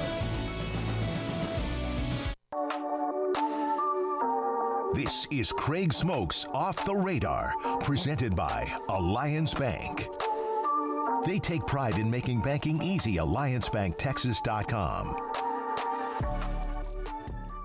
All righty, welcome. It's Off the Radar here on 365 Sports. It's a Thursday, and I'm not even going to mention the times anymore. Usually around 4:45, but it fluctuates. And so here we are, our second segment of the week, and first time we've done these in a long time after Baylor spring football wiped out this segment, but it's a big batch of random, basically. Stuff that we're probably not going to talk about or spend much time on, just reserving a little spot to go through some various headlines in sports that aren't necessarily on the front of our attention. So let's get into some things, and some of it will cross over. Like, for example, we've been talking plenty of the NFL draft, and I will talk about that a little bit here. You got coverage starting up later on tonight at 7 o'clock on ESPN. That's when everything will get underway. You've got the first round tonight, rounds 2 and 3 tomorrow, and then rounds 4, 5, 6, and 7 on Saturday. But 7 o'clock tonight, Central Time on ESPN is where all the action will get underway. Chicago Bears widely expected to pick USC quarterback Caleb Williams with the top choice. And then after that, we'll see what happens with the rest of it. But there are a lot of mocks there. A lot of them point to Jaden Daniels to Washington and so on and so forth. But do you know where the draft is this year? I don't think I've heard you mention Detroit. It's in Detroit. Yeah. I knew there was a reason you hadn't mentioned it because I feel like you didn't really know. I'm so interested you said that because I honestly was on my way back from golf and I was hearing one of the stations in Dallas and I went, where is it? And for some reason, I thought it was Kansas City, but wasn't that last year? Yeah. So at least I was within the right year. Yeah, well, you're calendar year. Yes. Yeah, sure. It's not been a full you think year. Dan Campbell's going to get a little bit of coverage? FaceTime, yeah, I would hope so. I mean, they usually have some local flavor. That's the whole point of bouncing this thing around, along with the tourism dollars and just the whole spectacle of it all. But it has been interesting just these last few years to watch it travel around and to be a part of it to some small extent. Of course, it was in New York for the longest of times, and I'll always wish that I could have gone to see a proper draft at Radio City Music Hall. I know you guys spoke on that earlier. That started back in 1964 and went all the way up until 2014. Which was Chicago? And then Chicago got it in 2015 and actually had it for a couple of years at the Auditorium Theater. But since then, since the second year that Chicago had and they started this process, you had Chicago, you had Philadelphia, you had Arlington, you had Nashville, then you had the COVID draft, which was basically like what did we use for COVID? What is the app called that we used for COVID? Or when we were trying Zooms? to we had Zooms basically for that draft. Thank you, Garrett, for listening. I don't even remember that one. Yeah, I mean, there's a lot from 2020 that I think is just very blurry. Cleveland, Ohio. Las Vegas, Nevada, technically Paradise, but that was a Las Vegas draft. Kansas City, Missouri last year, and then Detroit, Michigan now this year. So the Lions get their turn in the spotlight, and they've already got the next four set up as well. You got I'd like to know that. Green Bay next year. That ought to be a hell of a scene. Job. Yep. Denver in 2026 will get the draft. Pittsburgh in 2027, and then Charlotte in 2028. So they're getting awfully close, and I was trying to kind of tally this earlier, but I didn't get all the way around to it. But they're getting awfully close to where they're going to have basically everybody having had a draft within probably the next 10 to 15 years, like Houston, every one of the 32 teams. Yeah, in the next 10 years. Houston. Not 10, but probably Washington, 15 or so. They haven't been in D.C. Which they'll wait for them to get a... Now that Snyder's gone, they'll go back and, when they get a new facility, they'll go to... That'll be I would think that'll probably whenever that coincide happens, with I think they'll be there. Phoenix? Yeah, Miami hasn't had it. Phoenix hasn't had it. There's a lot of good spots that have it. I was trying to go through, and so all of the... Well, that won't count. I guess L.A., you're counting the Chargers now, so that would... Are they going to go to Buffalo when they have a new stadium? Well, here's some of them. Washington hasn't had it. The Vikings haven't had it. The Cardinals, the 49ers, the Seahawks, the Rams now count as L.A. Tampa Bay has not had it. New Orleans, that would be a wild scene. Atlanta, Cleveland, Baltimore. So there's a bunch of them that haven't. So maybe even take like 20 years to get to everybody, because I would imagine they're going to sprinkle some of them. Like Las Vegas will probably get another one. Yeah. If Jerry doesn't get a Super Bowl, I'm sure they'll give him something. Here's another draft in Arlington. But, yeah, there's still quite a few that haven't had it. But now there's a number of teams that have. So, yeah, Green Bay next year, Denver, Pittsburgh, Charlotte, all on the upcoming docket. And that'll be at Lambeau next year. Arlington, what was that? What year was that? In 16? Yeah. So I don't think they'll get any time soon. No, I was just saying that if they're not getting a Super Bowl, he didn't build that for nothing. It's still crazy that they've had one Super Bowl since that opened. My point was that it's going to take another 15 years to cross off everybody, but I would also imagine it might take longer because you might give somebody like Las Vegas or Arlington, another one, a second one, a third one, because those are ideal locations. And in Jerry's case, if you're not giving him Super Bowls, I mean, what did he build that thing for? You got to give him some type of events. I know they got a lot of other non-NFL stuff. But they got the World Cup and things like that. Yeah, but the NFL, I wouldn't be surprised to see have another draft there at some point in time. So anyways, moving on from that, just wanted to touch on just kind of the history of the draft and sort of where we are now in the big picture. But it will be Bears up first tonight, Washington second, Patriots have the 3rd pick, Arizona Cardinals with the 4th overall pick, and then the Chargers with the 5th pick, rounding out that top 5 there.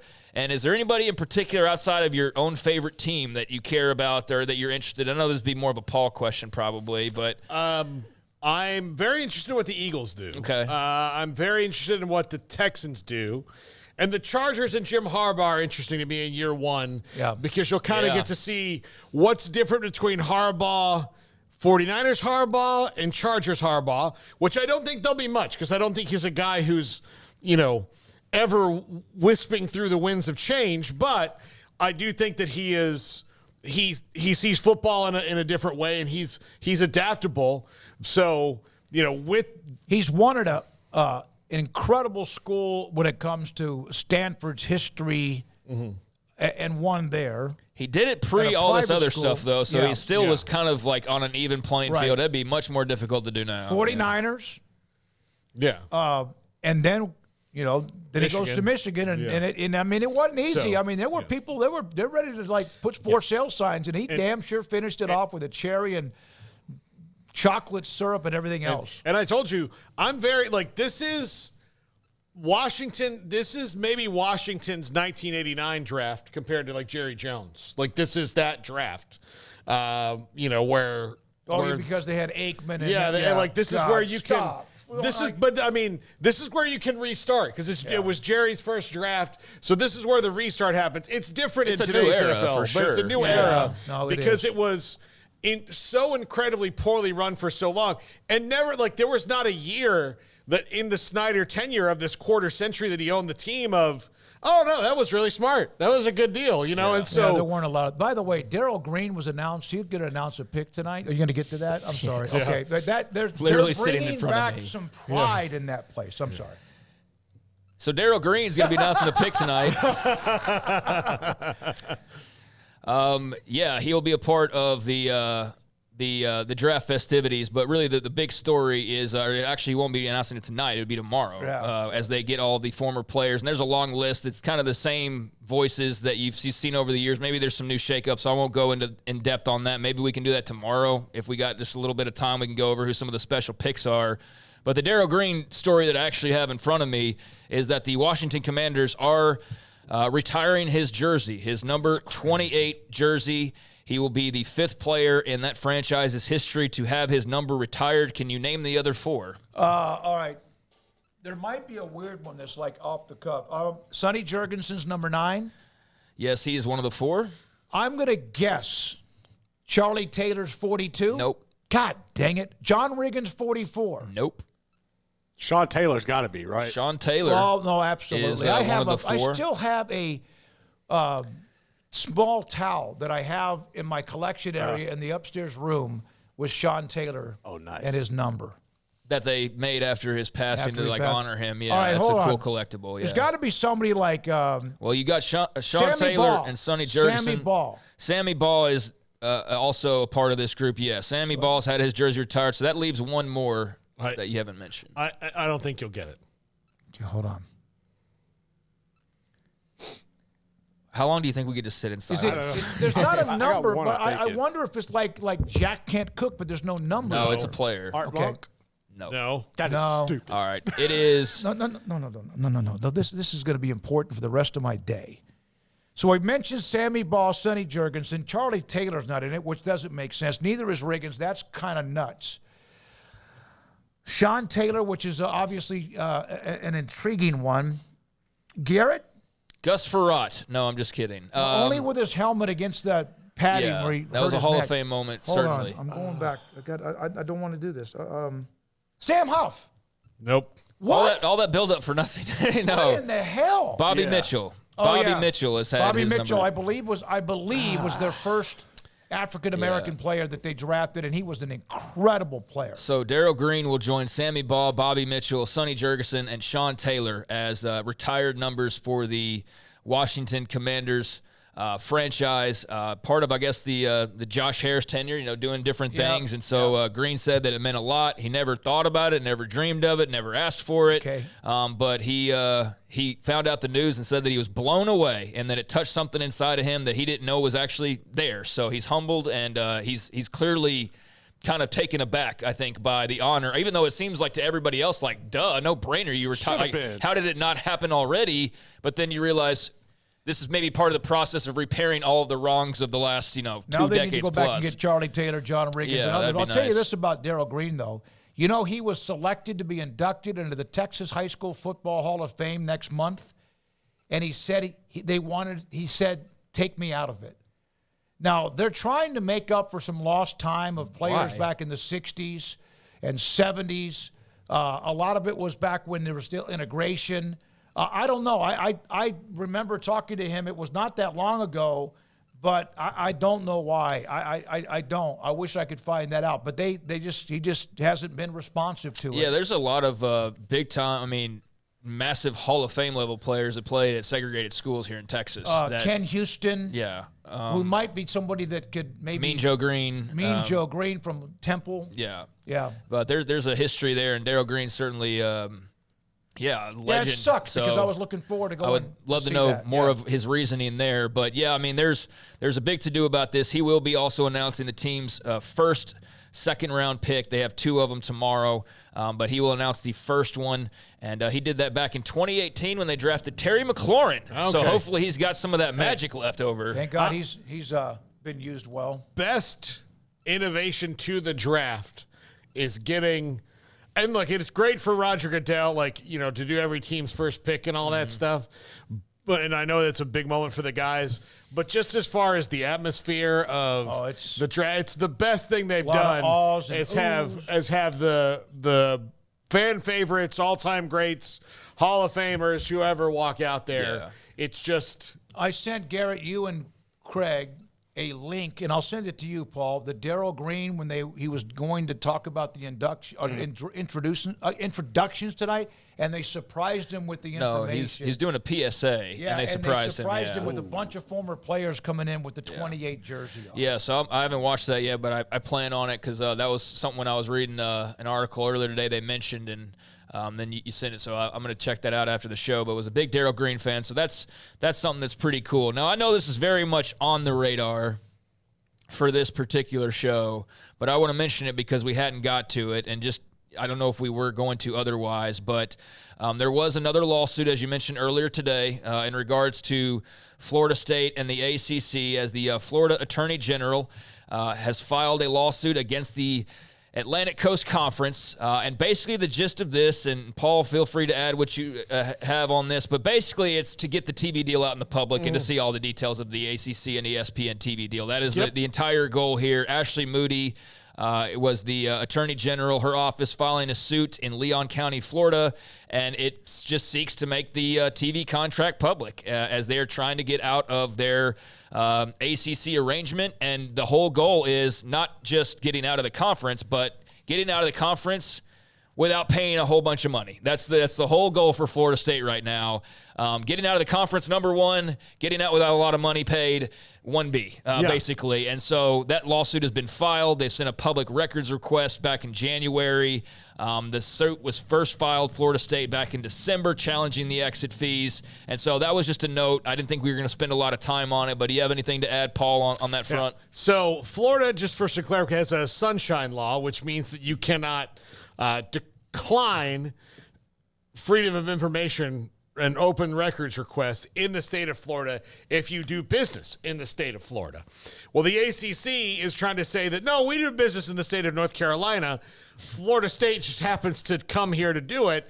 And they're like, well, no, you kind of do business in the state of Florida in 2 places. Quite a bit, as a matter of fact. Yeah. In a lot of things. So that's where the argument lies. And I mean, look, ESPN technically does business in Florida too, because Disney, they shoot things there. There's all these things they do. So, yeah, it's going to be interesting to see how that's ruled upon, because they're going to be having conflicting laws, or, ESPN doesn't want their trade secrets out there. But, I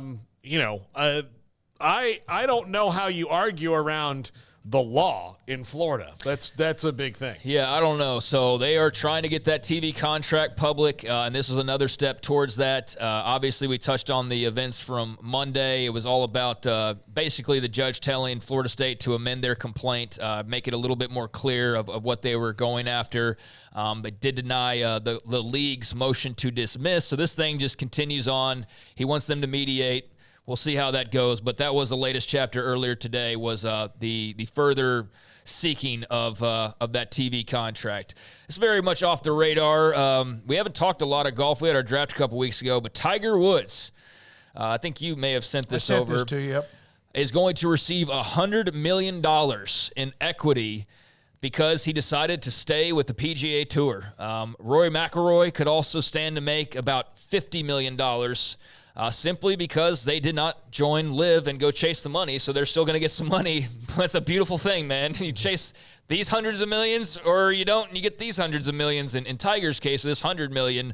But yeah, Jay Monahan and U.S. investors led by Liverpool FC owner Fenway Sports pumped a bunch of money into the new PGA Tour Enterprises, which is the new for-profit company. And 2/3 of that figure of the $1.5 billion will be divvied up, according to Yahoo, as equity to 193 golfers, and another $750 million will be split amongst the 36 superstars, judged by the circuit to be the most deserving, although those numbers will fluctuate. So basic thing is, your loyalty paid off if you were Tiger Woods and if you were Rory McIlroy. This is kind of in a way, and my good friend Pete Futris, talking about Chicago, he's a golf buddy of mine. He's not a Tiger guy. He's like one of those that he's a Phil guy, okay? And then you're one or the other. A weirdie. And he was like saying, this is what Phil was talking about when the discussion came up, when all of a sudden Liv and the announcements came down, that this is kind of what Phil thought should be going on in the first place. So this is kind of, again, reacted. You don't have to react unless there's competition sometimes. You wish that businesses or whatever would do something proactively, not only because there's a threat. But this is, if you look at it, 100 to Tiger, 50 to Rory, and 60 combined to Jordan Spieth and Justin Thomas, and those were the four most outspoken or names that were brought up of who would flip, and none of them have. And the thing is, I mean, Tiger, $100 million, like obviously anybody – part of this broadcast would kill to split that and be, living like kings. But that's still like $500 million less than he probably could have gotten to begin with. He would have gotten. That's the thing. I think he would have gotten an offer just to be an ambassador eventually. So you hear about 300, 400, 500, Rahm or whatever, Mickelson, whoever else. I would think that was like 350 or 450. Yeah, I would think they would have offered Tiger $800 million. $750 million. And by the way, that probably wasn't enough. And if they did, he still said no. Yeah, that's pretty crazy. But I just thought that was interesting. So couple last things to close this out. The Astros lost again today. Okay, what's going on? Their pitching staff's decimated. Well, there's that. There's a new manager. It's just a new team. It's a new deal. It's not Dusty Baker era anymore.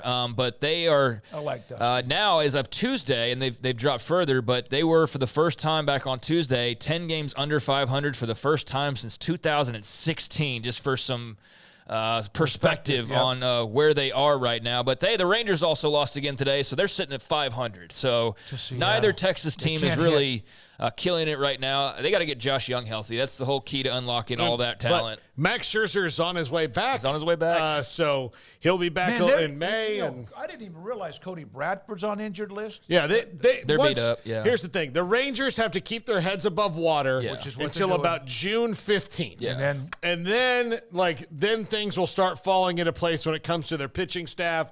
They won't really even have to make a deadline deal if it works out for them, because their deadline deals will essentially be Scherzer, DeGrom, Tyler Miley. Getting all these guys back. Getting all those guys back. But their problem is not pitching right now. Their late part of the bullpen has been a little erratic, but they are not hitting the ball. No. And Young is kind of like the glue to that that middle of the roster. They need him back, although it's still a little bit of a ways. But we'll see. If he comes back and they're still not hitting well, then cause the alarms to go off right there if that were to be the case. They're 13-13. They're half a game back of Seattle. The Astros, meanwhile, are 7-19. And they're at the bottom of the AL West, 2 games behind, or 2.5 games behind the Oakland A's. You can't win the league in April. But you can lose it. You can lose the league in April. Because you can put yourself behind enough to where you can't. And they're about to get the cavalry back, too. They've also dealt with some injuries, but it's different, though. It's not weird. dusty. They've been good for a decade. Yeah. Yeah. So we'll close it out with this. You don't want to watch the NFL draft. I know that's what I'm going to be watching, but there's plenty of other stuff going on as well when it comes to the postseason. NHL's got a doubleheader. You got the Panthers at the Lightning starting at 6 on TBS. Florida's up 2-0, now hitting the road. Carolina, the Hurricanes are at the Islanders. Carolina leads that series 2-0. That starts at 6:30 on ESPN2. So you got a couple of hockey games and then a triple header in the NBA playoffs. The Cavaliers at the Magic at 6 o'clock on NBA TV. Cavs up 2-0. The Knicks at the 76ers. New York leads that series 2-0. That's in Philly starting at 6:30 on TNT. Did you guys see the end of that game 3 or 4 days ago? Did you? The Knicks and Sixers game? It was nuts. Yeah. Like frenetic, crazy, almost like March Madness crazy. I'm sorry. It was. New York at Philadelphia. Again, New York up 2-0, 6:30. And, that was a killer finish. And the whole, like, New York's the greatest thing ever. Like, I love New York City. I'd kill to go back soon, even though it's like it was probably better about 10 years ago. But still, it's the greatest city in the world, arguably, whatever. I don't always buy into, the New York team has to be good for it to matter. I think that's so overblown sometimes. But I will admit that meaningful postseason basketball at Madison Square Garden when the Knicks are playing is pretty effing cool. Yeah, it is. To watch. That is pretty cool, and that is something special and something different. So you'll get a little taste of that if they return home, but they're in Philly tonight. And then nightcap, you got a lot of sports tonight. Lakers hosting the Nuggets. Nuggets lead that series. 2 games, right? Nuggets lead that series 2-0. 9 o'clock on TNT, so there's a few things off the radar. Mavericks bounced back after getting what almost got run out of the building against the Clippers to even that series, and they're back tomorrow. And Luka playing a little defense in that game, too, against the Clippers. He plays a lot of defense. Nobody wants to ever give him credit for playing defense. You're right. He's got this reputation as like James Harden or something when that couldn't be further from the truth. All right, when we come back, I hope, and we all hope, that Mickey Spagnola has finished up his time with Jerry Jones, or at least not yet started. He'll join us with the last little thought from Frisco, the draft tonight, and this is 365 Sports. Marco's Pizza. Pizza lovers get it. Bob Mock has 5 locations in Waco. There used to be just a handful of years ago, and I need to find out exactly when the first one was open. It wasn't long ago. 5 now. Hewitt, Woodway, Robinson, China Spring, and also in Belmead, the fastest growing pizza brand name in the country. There's a reason for that. That's why there's 5. There was none here. So imagine the rest of the country. Marco's Pizza, go online. You can order what you want when it comes to basically any pizza you want to create yourself or ones they have available, code words, discounts, etc. You can do that. And if you want salads or wings, they have that. And, of course, if you want a bottle of pop or whatever soft drink to come with the order, they'll do that. They've delivered here. They've delivered at my condo. If you haven't experienced Marco's Pizza, give it a shot, including the pepperoni and also sausage magnifico, layered with pepperoni and Italian sausage. That's my favorite combination. Thin crust, if you want it, they can do that too. Marco's Pizza. Pizza lovers get it. It's Ram Truck Month at Allen Samuels in Waco. Get a 2024 Ram 1500 Lone Star with 0% for 72 months. Don't miss out on this incredible deal. Hurry in today and drive home in the truck of your dreams, only at Allen Samuels in Waco. Developed by Startup Waco, a nonprofit organization, GXG is a program designed to support the entrepreneurial development of Baylor University student athletes through NIL activations. The program helps student athletes maximize their platforms and offers a comprehensive support system for them to create and grow new businesses that not only benefit themselves, but also uplift the local economy. Fans who wish to support student athletes can donate to GXG via the GXG NIL Fund, BaylorBears.com/GXG. Contributions to support NIL activations through GXG can be made at BaylorBears.com/GXG. For more information, follow @GXG_GreenXGold on social media and visit the official website www.gxg.startupwaco.com. GXG, empowering student-athlete entrepreneurship and uplifting the local economy through NIL activations. How did Edward Jones become one of the biggest financial service companies in the world? By not acting that way. Financial strategies, one-on-one advice, it's a big difference. And that's why Brad Wilson, your Edward Jones financial advisor, makes sense of investing. Experience the difference for yourself. Brad Wilson, 250 Sharon Drive in Woodway, 254-776-4337. Edward Jones, member SIPC. This is 365 Sports, powered by Sikkim365.com. The 5 o'clock hour is sponsored by Edward Jones Investments. With financial advisor Brad Wilson, investing is time and experience back to you and your money during today's changing times. Edward Jones, making sense of investing. Now here's David Smoak, Paul Catalina, and Craig Smoak. By the way, Paul tried to find Mickey Spagnola. Alan Samuels, those Dodge Power Shot days continue. Demo deals that you've ever seen, the craziest ones available. How about the 2023 Dodge Charger SXT $25,995 or Dodge Challenger or Charger GT for $29,890 plus tax, title, and license? That's under 30 grand. 11,000 off MSRP. If you like power, they've got the power. Chargers and Challengers, 495 horsepower. And that is available right now. Alan Samuels, Dodge Chrysler Jeep Ram Fiat, Loop 340 at east of 84 in Waco. Garrett, Washington, your LSU Tigers, Jaden Daniels. Big night. I'm excited about this. I don't know because you never know, but I'm excited about it. I mean, this is an opportunity to finally get a franchise quarterback for the first time since RG3. We all saw how that kind of debacled. I'm interested. I think it'll be good. I just want a new hope. I'm just looking for a fresh start, a fresh foundation because, I mean, y'all know it's been brutal, man. Yeah, that's a nice hat, too. I don't pay attention to a lot of stuff. That's a Joe Gibbs hat right there, man. Nice cursive R Redskins hat. Commanders. Can you take a picture of that with any of the cameras? Should be able to. Go ahead, Craig. Oh, it's a nice hat. I love it. It's the one that you see a lot of pictures of Joe Gibbs. It's the one that he wore a lot. So there we go. There we go. Yeah. Garrett decked out in the dungeon. So it looked like it was down like in the third floor below the ground level or something. Yeah. Mickey? No, I think I'm sure he's still on Jerry time. So we can talk for a second here and then go to the top 5, which is longer today because it's really the top 35 because I gave because I gave the whole mock draft and then 3 extra. the 3 extra who don't have picks in the first round. I didn't know that. Yeah. Okay. So I had a whole mock draft, so it's there. I asked this question. I'll let you guys answer it. Craig doesn't get you kind of glance over at the chat room. I just randomly asked the most bizarre question to the chat. Doing a lot of that. Randomly. Yeah, I don't know. Maybe it's because Jennifer's married. I don't know. I've got who in the chat room would you trust the most if you had to spend one night in jail? Kim Coulter. Wow. That was there's not even a delay there. Not even a delay.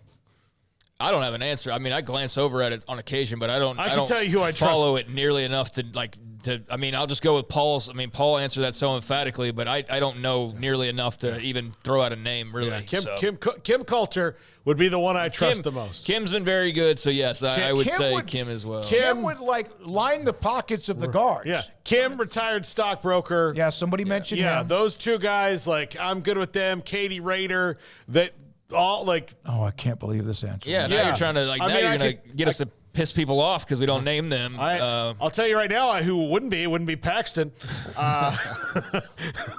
Paxton would probably be in there with me. So, no, I mean, we'd be in the same boat. What we ought to ask is everybody that's in the chat room, how many of you have spent a night in jail? That might be the better question. I never have. So Kyle Visser would have to be Charisse. Kyle. Oh, you would not have to worry about safety. She'd yak all night about Ohio State.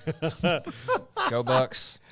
I'm not sure. They're most bad. Let's see here. By the way, Craig should also have his own column online for Off the Radar if he doesn't already. I'll read it on a daily basis. I appreciate that. I don't have anything like that. I write a little bit, but Yeah, that's just something to tuck away. I appreciate that. Let me ask people this. If we blog formed this show, if we had segments where we could, because there are out there where you can run it through, a video through, and then create a blog to it. You just have to do a little editing to the thing. Would people go to that?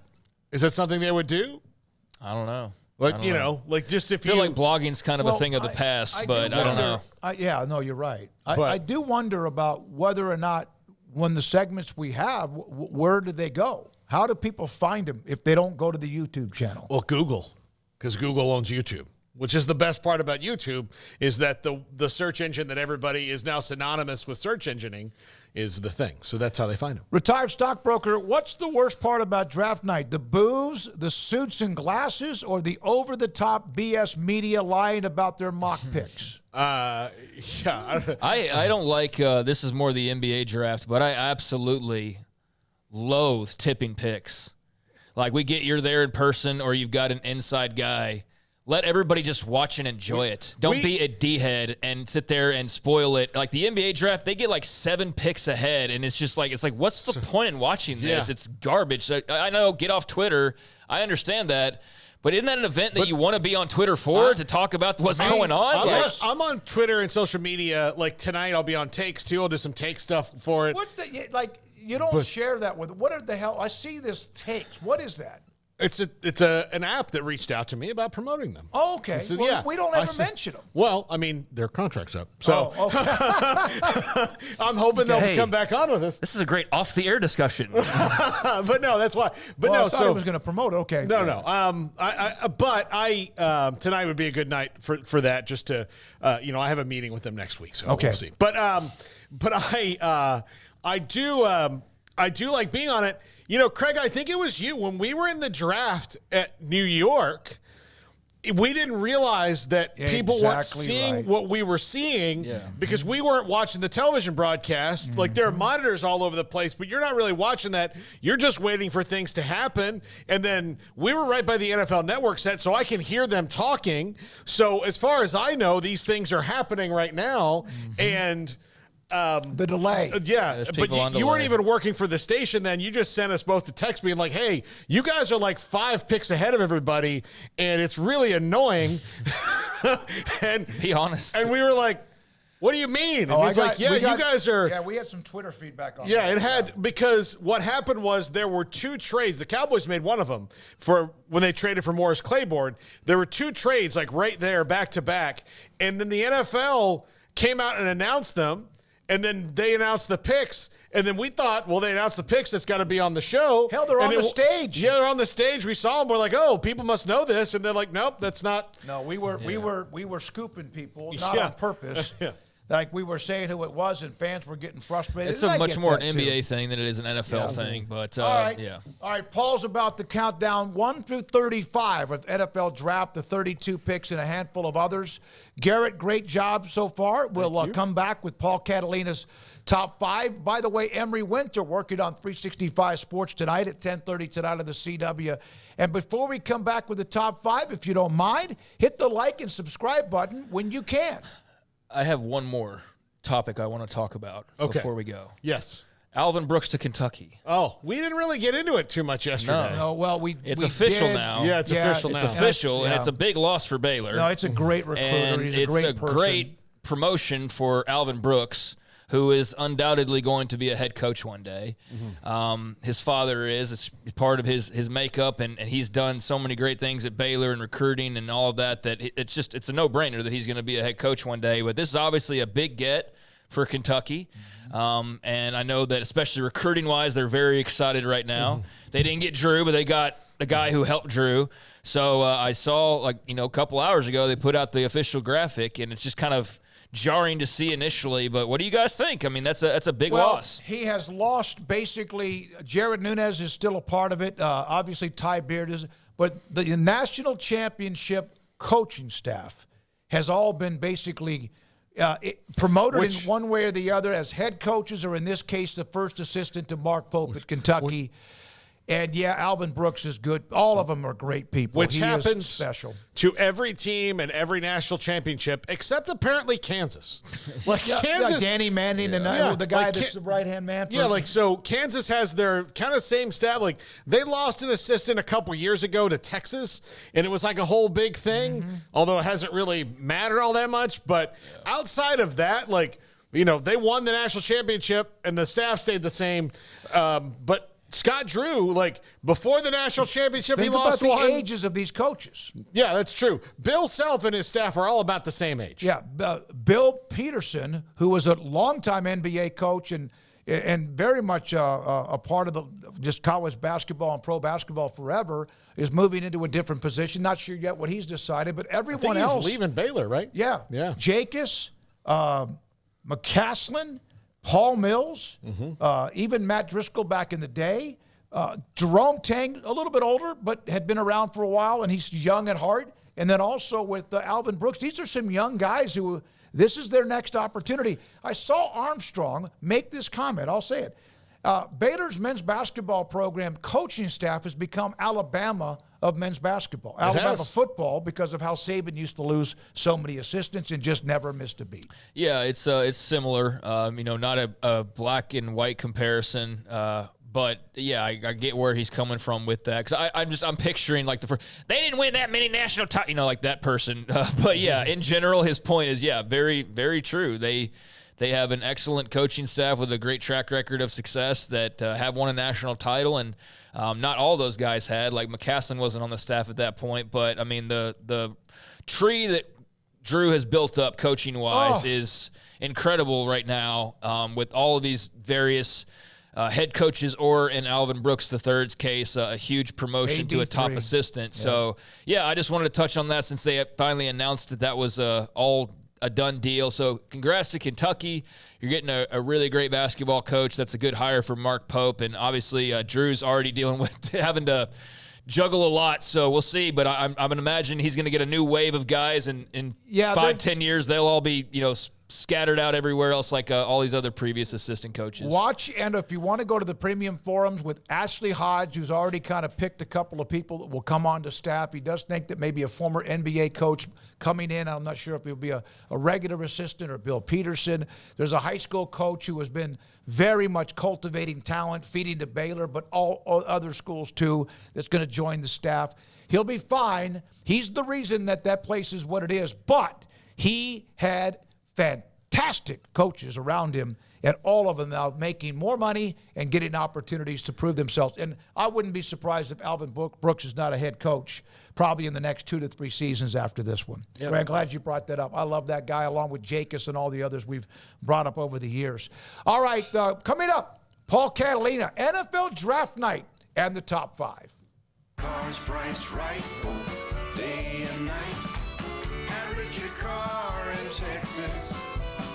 Trucks built for you, red, white, and blue. Average your car in Texas. Cars that zoom with lots of room. Average your car in Texas. Count on us, a dealer to trust. Average your car in Waco, Texas.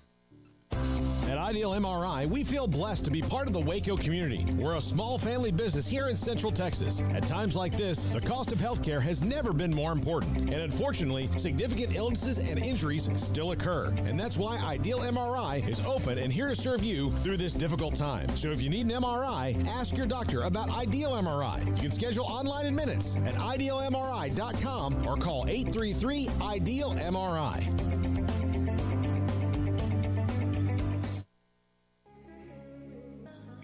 For Paul Catalina's Top 5, brought to you by Texas Beef House. Where's the best beef in Texas? Your house when you order from Texas Beef House. Unleash the flavor of Texas raised Wagyu. From our pasture to your plate, TexasBeefHouse.com. My mock draft.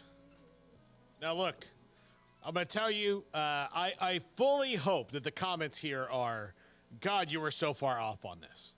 Or, man, Paul's really smart, and nothing in between. I want people to either think that I am some sort of guru, or Garrett like I got hit in the head with a brick right before I did this. There's no way between, Paul. That's all I want. Like I just want, like, oh man, did Paul like just get totally Home Alone 2'd right before this? So let's get through it because this is not necessarily a top 5.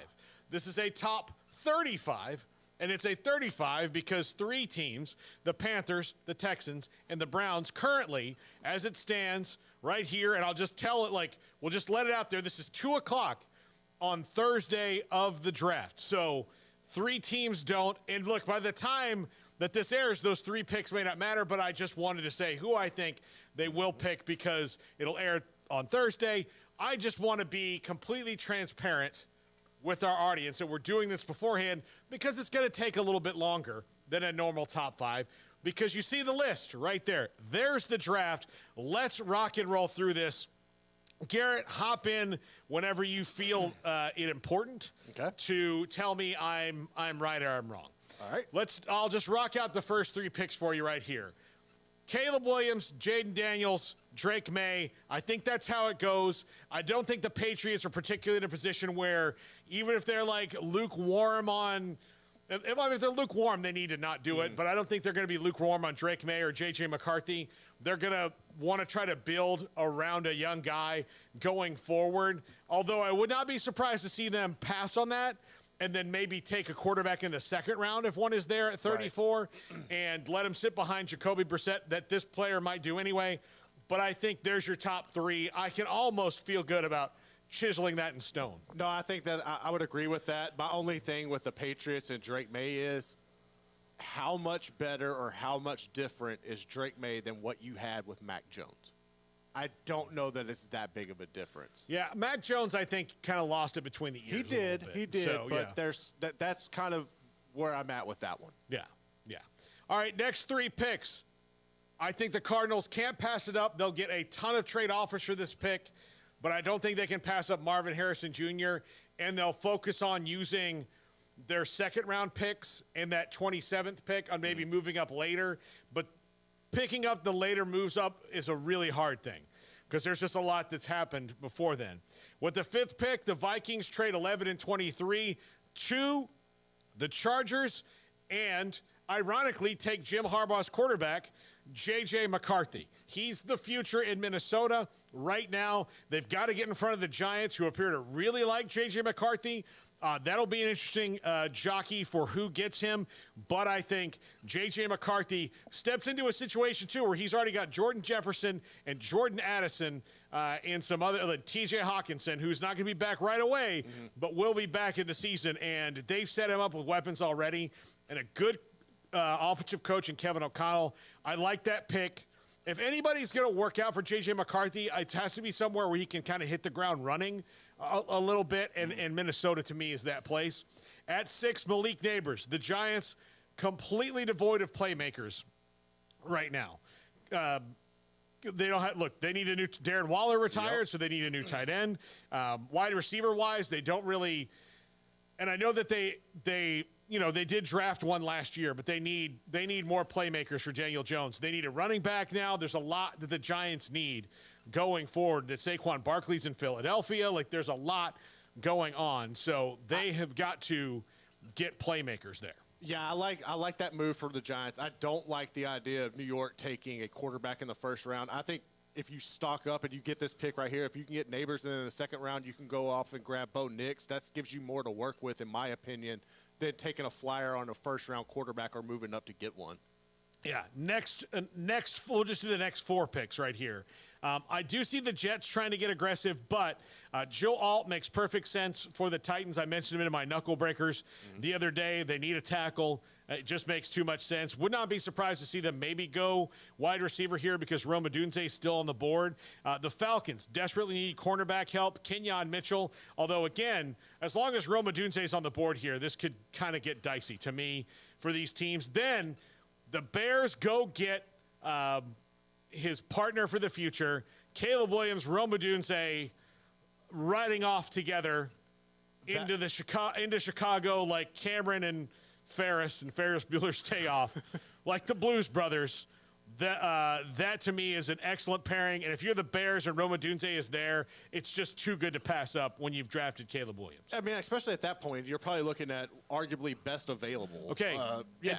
Think about this is who the wide receivers will be for Caleb Williams in his first year. Will be Keenan Allen, Dante Moore, and Rome Odunze. If you can't make that work, you're not going to be able to make anything work. I'm sorry. So I think you give a guy an embarrassment of riches right off the bat and see how he can handle it. At 10, the Jets go Brock Bowers, the most unique playmaker in the first round, in my opinion, because he's a tight end who can do a lot of things. And with Aaron Rodgers, has always been creative with his tight ends. He's never had rotating through different guys have all had career years with Aaron Rodgers. If he truly is healthy and ready to go, again, Brock Bowers, another weapon for the Jets to maybe get their moribund offense going. So Brock Bowers fits there. Right after that, J.C. Latham, who's the strongest player in this draft based on the combine and everything else. That's the kind of guys that Jim Harbaugh likes. I've gone through and done a bunch of Chargers mock drafts, and I do think there's going to be some Michigan guys he might pepper in there. I wouldn't be surprised to see the Chargers in the second round take Mike Sainristil, the defensive back, because he's got that Harbaugh edge to him. But J.C. Latham, tackle from Alabama, allows them to start protecting Justin Herbert better. And they still have another first-round pick coming around in 12 picks after this. At 12, the second Tyga off the board, Brian Thomas Jr. There are talks around Cortland Sutton right now in the Broncos, which I think maybe centered around look, they've got to get more picks. The Steelers are mentioned around Cortland Sutton, which that would be a great thing for Russell Wilson and Justin Fields. I really like Cortland Sutton. I think he's been lost in the desert there quarterback-wise. But that means they've got to replace him. And that would mean they also they traded Jerry Jeudy too, right? I believe they did. Yeah, they traded. No, they did. Yeah, they traded Jerry. I would hate that for Brian Thomas because you're walking into a situation where I don't know how long Sean Payton's going to be there. I really feel like that's a short leash that you're going to see. You have no quarterback really to throw. That would just be a situation where I would not like to see my man go there. But, hey, best of luck to you. Yeah. All right, at 13, here's our fifth quarterback off the board. I think the Raiders can't wait on this. I think they have to do it. I think on tape he's earned this, being a first-round pick. Now, again, there are injury questions. If he had the same health history as Drake May, I would say he'd be the fourth quarterback taken over J.J. McCarthy. I just do. I mean, he showed what he can do with NFL wide receivers because he played with three of them. He's very good at avoiding the rush. Again, you're talking about 4 season-ending injuries before he came to Washington, where the last 2 years, he's been pretty much completely healthy. He had one bad game his whole last year at Washington against the best defense in the country. You know what? I bought into Coach Prime, what he said yesterday about Michael Penix. Michael Penix deserves to be in the first round. I think the Raiders have to go get him, and because they're not going to be able to get Jaden Daniels is their number one because of the Antonio Pierce connection. They're not going to be able to do that. No. That's over for them completely. So I think, if your consolation prize is the best passer, in my opinion, in college football last year, then that's a pretty good consolation prize. I know me personally, looking at Michael Penix compared to what you could possibly get in next year's draft, I like the upside on Penix better than anybody that's going to come out next season. And if you're the Raiders, everything that you see coming out of Las Vegas is they love what they're hearing from Michael Penix. He's been there a few times now. I think that would be an excellent fit for them to build around. Now, the long-term sustainability with his health is in question, but if you could build a line around him, you got Devontae Adams to work with. I think that would be nice. Absolutely. Okay, we'll just rock through these next 5 or 6 pretty quickly. Byron Murphy to the Saints, big-time run stuffer, fits really well with what Dennis Allen wants to do there on defense. Cooper DeJean is one of the best athletes in the draft, and the Colts haven't had a dude like this since the last safety they drafted from Iowa, which would be Bob Sanders. And he's a little more, he's coming off an injury too. We know that Cooper DeJean got hurt. But if you watched him play and then you watch his measurables, this is a guy you can do a lot of things with. I think especially new kickoff rules. Cooper DeJean not only is a defensive back, but is a special teams player. Really, really, really is fun here. I know they probably want another wide receiver, but I think they can get one in the second round that'll match up with the guys that they currently have. 16, first null off the board.